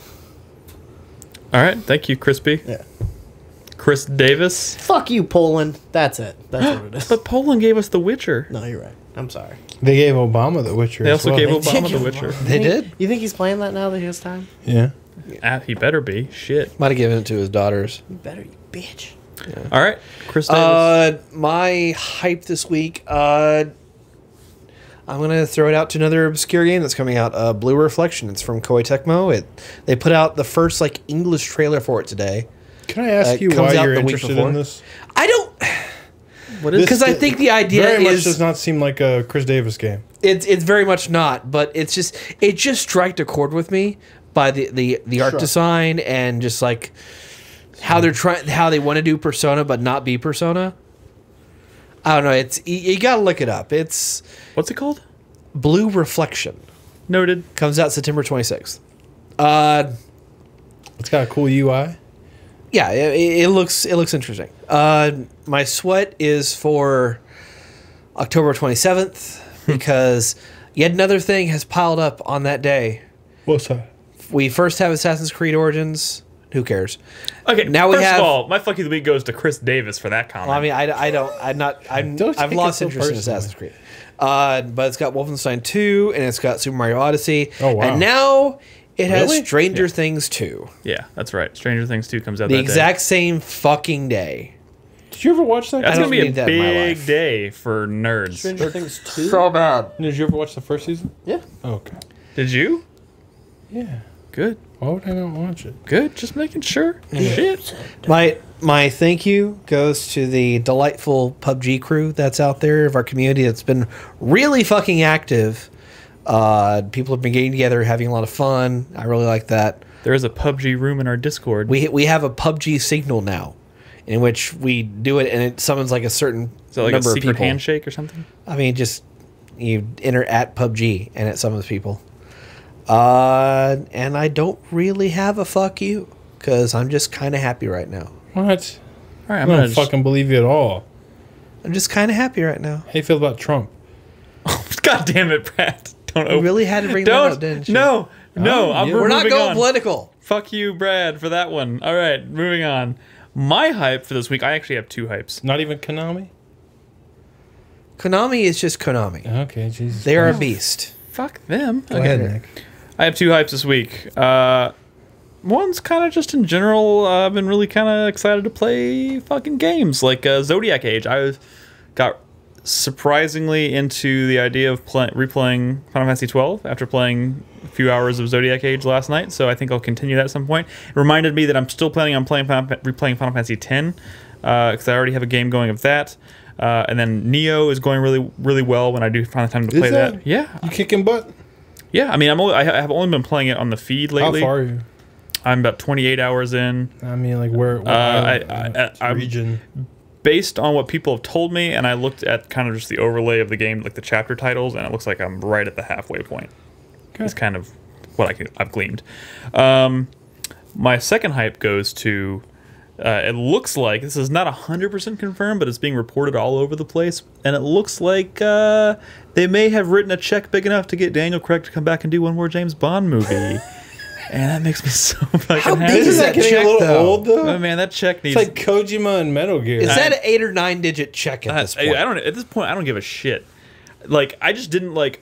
I liked Spectre, but it was definitely not my favorite one. And it was like to see an era of James Bond end on kind of a low point would have been a real bummer. So I'm really, and they're talking about bringing Adele back to do the theme song for the new one as This well. is an odd one though, right? Yeah, the it's odd ones an are the odd good one. ones. As far as Daniel Craig movies go, yeah, the odd ones seem to be the really good ones. So I'm just glad he's coming back. He looks like he's gonna come back for one more movie. They looks like they're wanting to capture that Skyfall magic again. They're bringing back Adele, hopefully. So you know, I'm pretty fucking excited. I just wanted one more, just one fucking more. Did you say 9 figures? I mean, didn't he demand like 8 figures for Spectre? I mean, it's fucking James Bond's a pretty demanding role. He's getting older. I mean, at some point the check's got to be pretty big. But I don't fucking. I mean, when did Casino Royale come out? 2006, I think. Yeah. I mean, it's been over 10 years at this point. Yeah. I mean, it doesn't matter. The point is, it looks like they may have convinced him. He's going to come back and do one more, I think. And that is exciting. My fuck you of the week goes to the lady coming out of the screening of Spider-Man right before mine who could not contain her excitement to talk about the post-credit scene until she was outside of the fucking theater. Just walked past the line waiting to go in for the next screening, just fucking blabbing about the fucking post-credit scene. Who did that? It's just some fucking lady coming out of the theater. Like, literally walked out the doors like, oh my god, that post-credit scene with bloop, bloop, bloop, bloop, just fucking... Can you tell me? Sure, I'll tell you after the thing. After. It's just like, come on, Can I man. mute it now? Come on, No. man. Come on, man. Just save it until you're out the door and not around people who are obviously waiting to go into the fucking movie. It's, you know, fuck those people. Wait, is it that Stan Lee's a leprechaun fuck. or some shit? No, god damn it. My sweat is, I'm also going to keep it Spider-Man related. I am so beyond excited for Insomniac Spider-Man game, but that means I'm also very worried because there is nothing I want more right now than a really, really, really good Spider-Man game. But it's Insomniac. This is their bread and butter. Spider-Man? No, just making these open world kind of superhero I wouldn't. games. Insomniac is We should not do a necessarily. Spider-Man week. Insomniac is not necessarily, or that is not necessarily what I think of when I think of Insomniac. I mean, I think there are studios I think of before. there are 2 studios you can choose from that you believe would work perfectly for this formula. One's Insomniac, one's Sucker Punch. Okay, we don't know what Sucker Punch is working on. First of all, I don't think that's true at all. I think, honestly, both of those studios would not have been the first thing that I thought of when I think of who could do a new Spider-Man game. In fact, I probably wouldn't have even thought of them at all. So Who would you have thought of? I don't fucking know, but I did not even consider that as a possibility. Mercury Steam. All right, well, that'll be a whole nother sweat. I mean, don't get me wrong. I think it looks promising as hell. I think it looks like it probably has a really good chance of succeeding, and I hope it comes out and it's like the best Spider-Man game ever made, because it's been a long time since we had a good one, and I think everything seems to be kind of pointing that direction. And it's a big, big time for Spider-Man right now. Everyone's very excited about Spider-Man, myself included. Should I watch that movie? Yes, you should absolutely watch that movie. I'm telling you right now, I'm gonna do a popcorn cast with Crispy once he sees that movie. I'm fucking excited. But this isn't one of the ones that everyone's like, oh, that was so sick, and then like 2 months from now they're like, yeah, that shit was lame. No, I don't think that's the case. Like Civil War. I think it is, dude. Civil War's still great. I don't know what you're talking about. People, I really like Civil War, Yeah, but, then if but you there's like some weird backlash, you know. was Like, all, dude. The internet's like, there's always weird backlash over the stupidest fucking shit. Anyways, before we cut it, we're gonna make a quick announcement. You may have noticed we were wearing, or at least Brad, two of us at least, were wearing these Mario hats throughout the entire podcast here. the other two forgot. Well, we don't have an abundance of Mario didn't have hats, one. to be The honest. other do. two weren't instructed. But Yes. Point is, next week, starting on Monday, that's what day is this? Is that the 16th? Today's the 12th. So help me out here, people. I don't 5 have days from now. Okay. 12 plus 5. 17. I thought. Why was I thinking that? Oh, Sunday is the 16th. Duh. Okay. So we're starting on Monday, the 17th. We're doing Mario Week on the feed over at 4pp.tv. All week, starting on Monday, we're going to be playing nothing but Super Mario games. We're all very, very, very, very, very excited for Super Mario Odyssey, obviously. And since July is kind of a lull during the summer, there's not a whole lot of new releases. We figured it'd be a perfect time to kind of fuel that excitement. Because August, there's going to be stuff coming out in August. So we're going to be playing Mario games all week, all of us on the feed. I know we're going to be seeing an abundance of Mario games. So Super Mario Galaxy 2 is kind of a game I'm looking forward to playing, because I've never actually touched that game. Brad, what's I'm gonna be playing lots of them. You're probably going to see all kinds of fucking good Mario I'm games. going to be playing all kinds of classic Mario. There's going to be a lot of maybe not even some lesser known, or maybe What not are you the going to obvious play, Chris choices. Davis? Fuck He fought hard for this. I fought hard. Are we not announcing what we're playing? I mean, we're going to release a video this week that's going to be kind of announced. That's going to announce the lineup for it. But the important thing is to know, starting next Monday through the following Sunday, we're going to be playing nothing but Mario games on the feed at 4pp.tv. And that might even, I think that is also going to lean heavily into our podcast next week, and we might even play some games together here on the feed when we're all together. So we'll update the calendar and get all that information up there for you as soon as possible. We'll get a post up on the site with that information as soon as possible. But the point is, be excited. We're excited. Super Mario is great. There's a new one coming out this year, and you're going to be seeing a lot of Mario games on the feed next week. So we hope you guys will join us. Carlos has got some weird stuff Carlos planned. has got some weird shit lined up. Of course, Carlos does. Yeah, and I don't think we'll be seeing any Mario 64 on the feed, because No Mario 64. No Mario 64. But we got some deep We did a cuts. Project M devoted We did to a that. project. We got M. some good shit. We got some good shit. We did a Project M, and do we want to announce that last part? Yeah, let's do it. This whole thing is going to culminate in a mini Project M next Sunday. Shit. Who versus who? What game? Wait, don't say. Don't say. Do we not say? No, I'm going to put it in the post. And we'll put. Can we'll we put it in say the video. who's racing though? Go for it. It's going to be Carlos versus Chris Davis. Oh shit. Oh god! So it's going to culminate in a Super Mario themed It's gonna be real rough mini for Carlos. Project M. Carlos is a PC gamer now.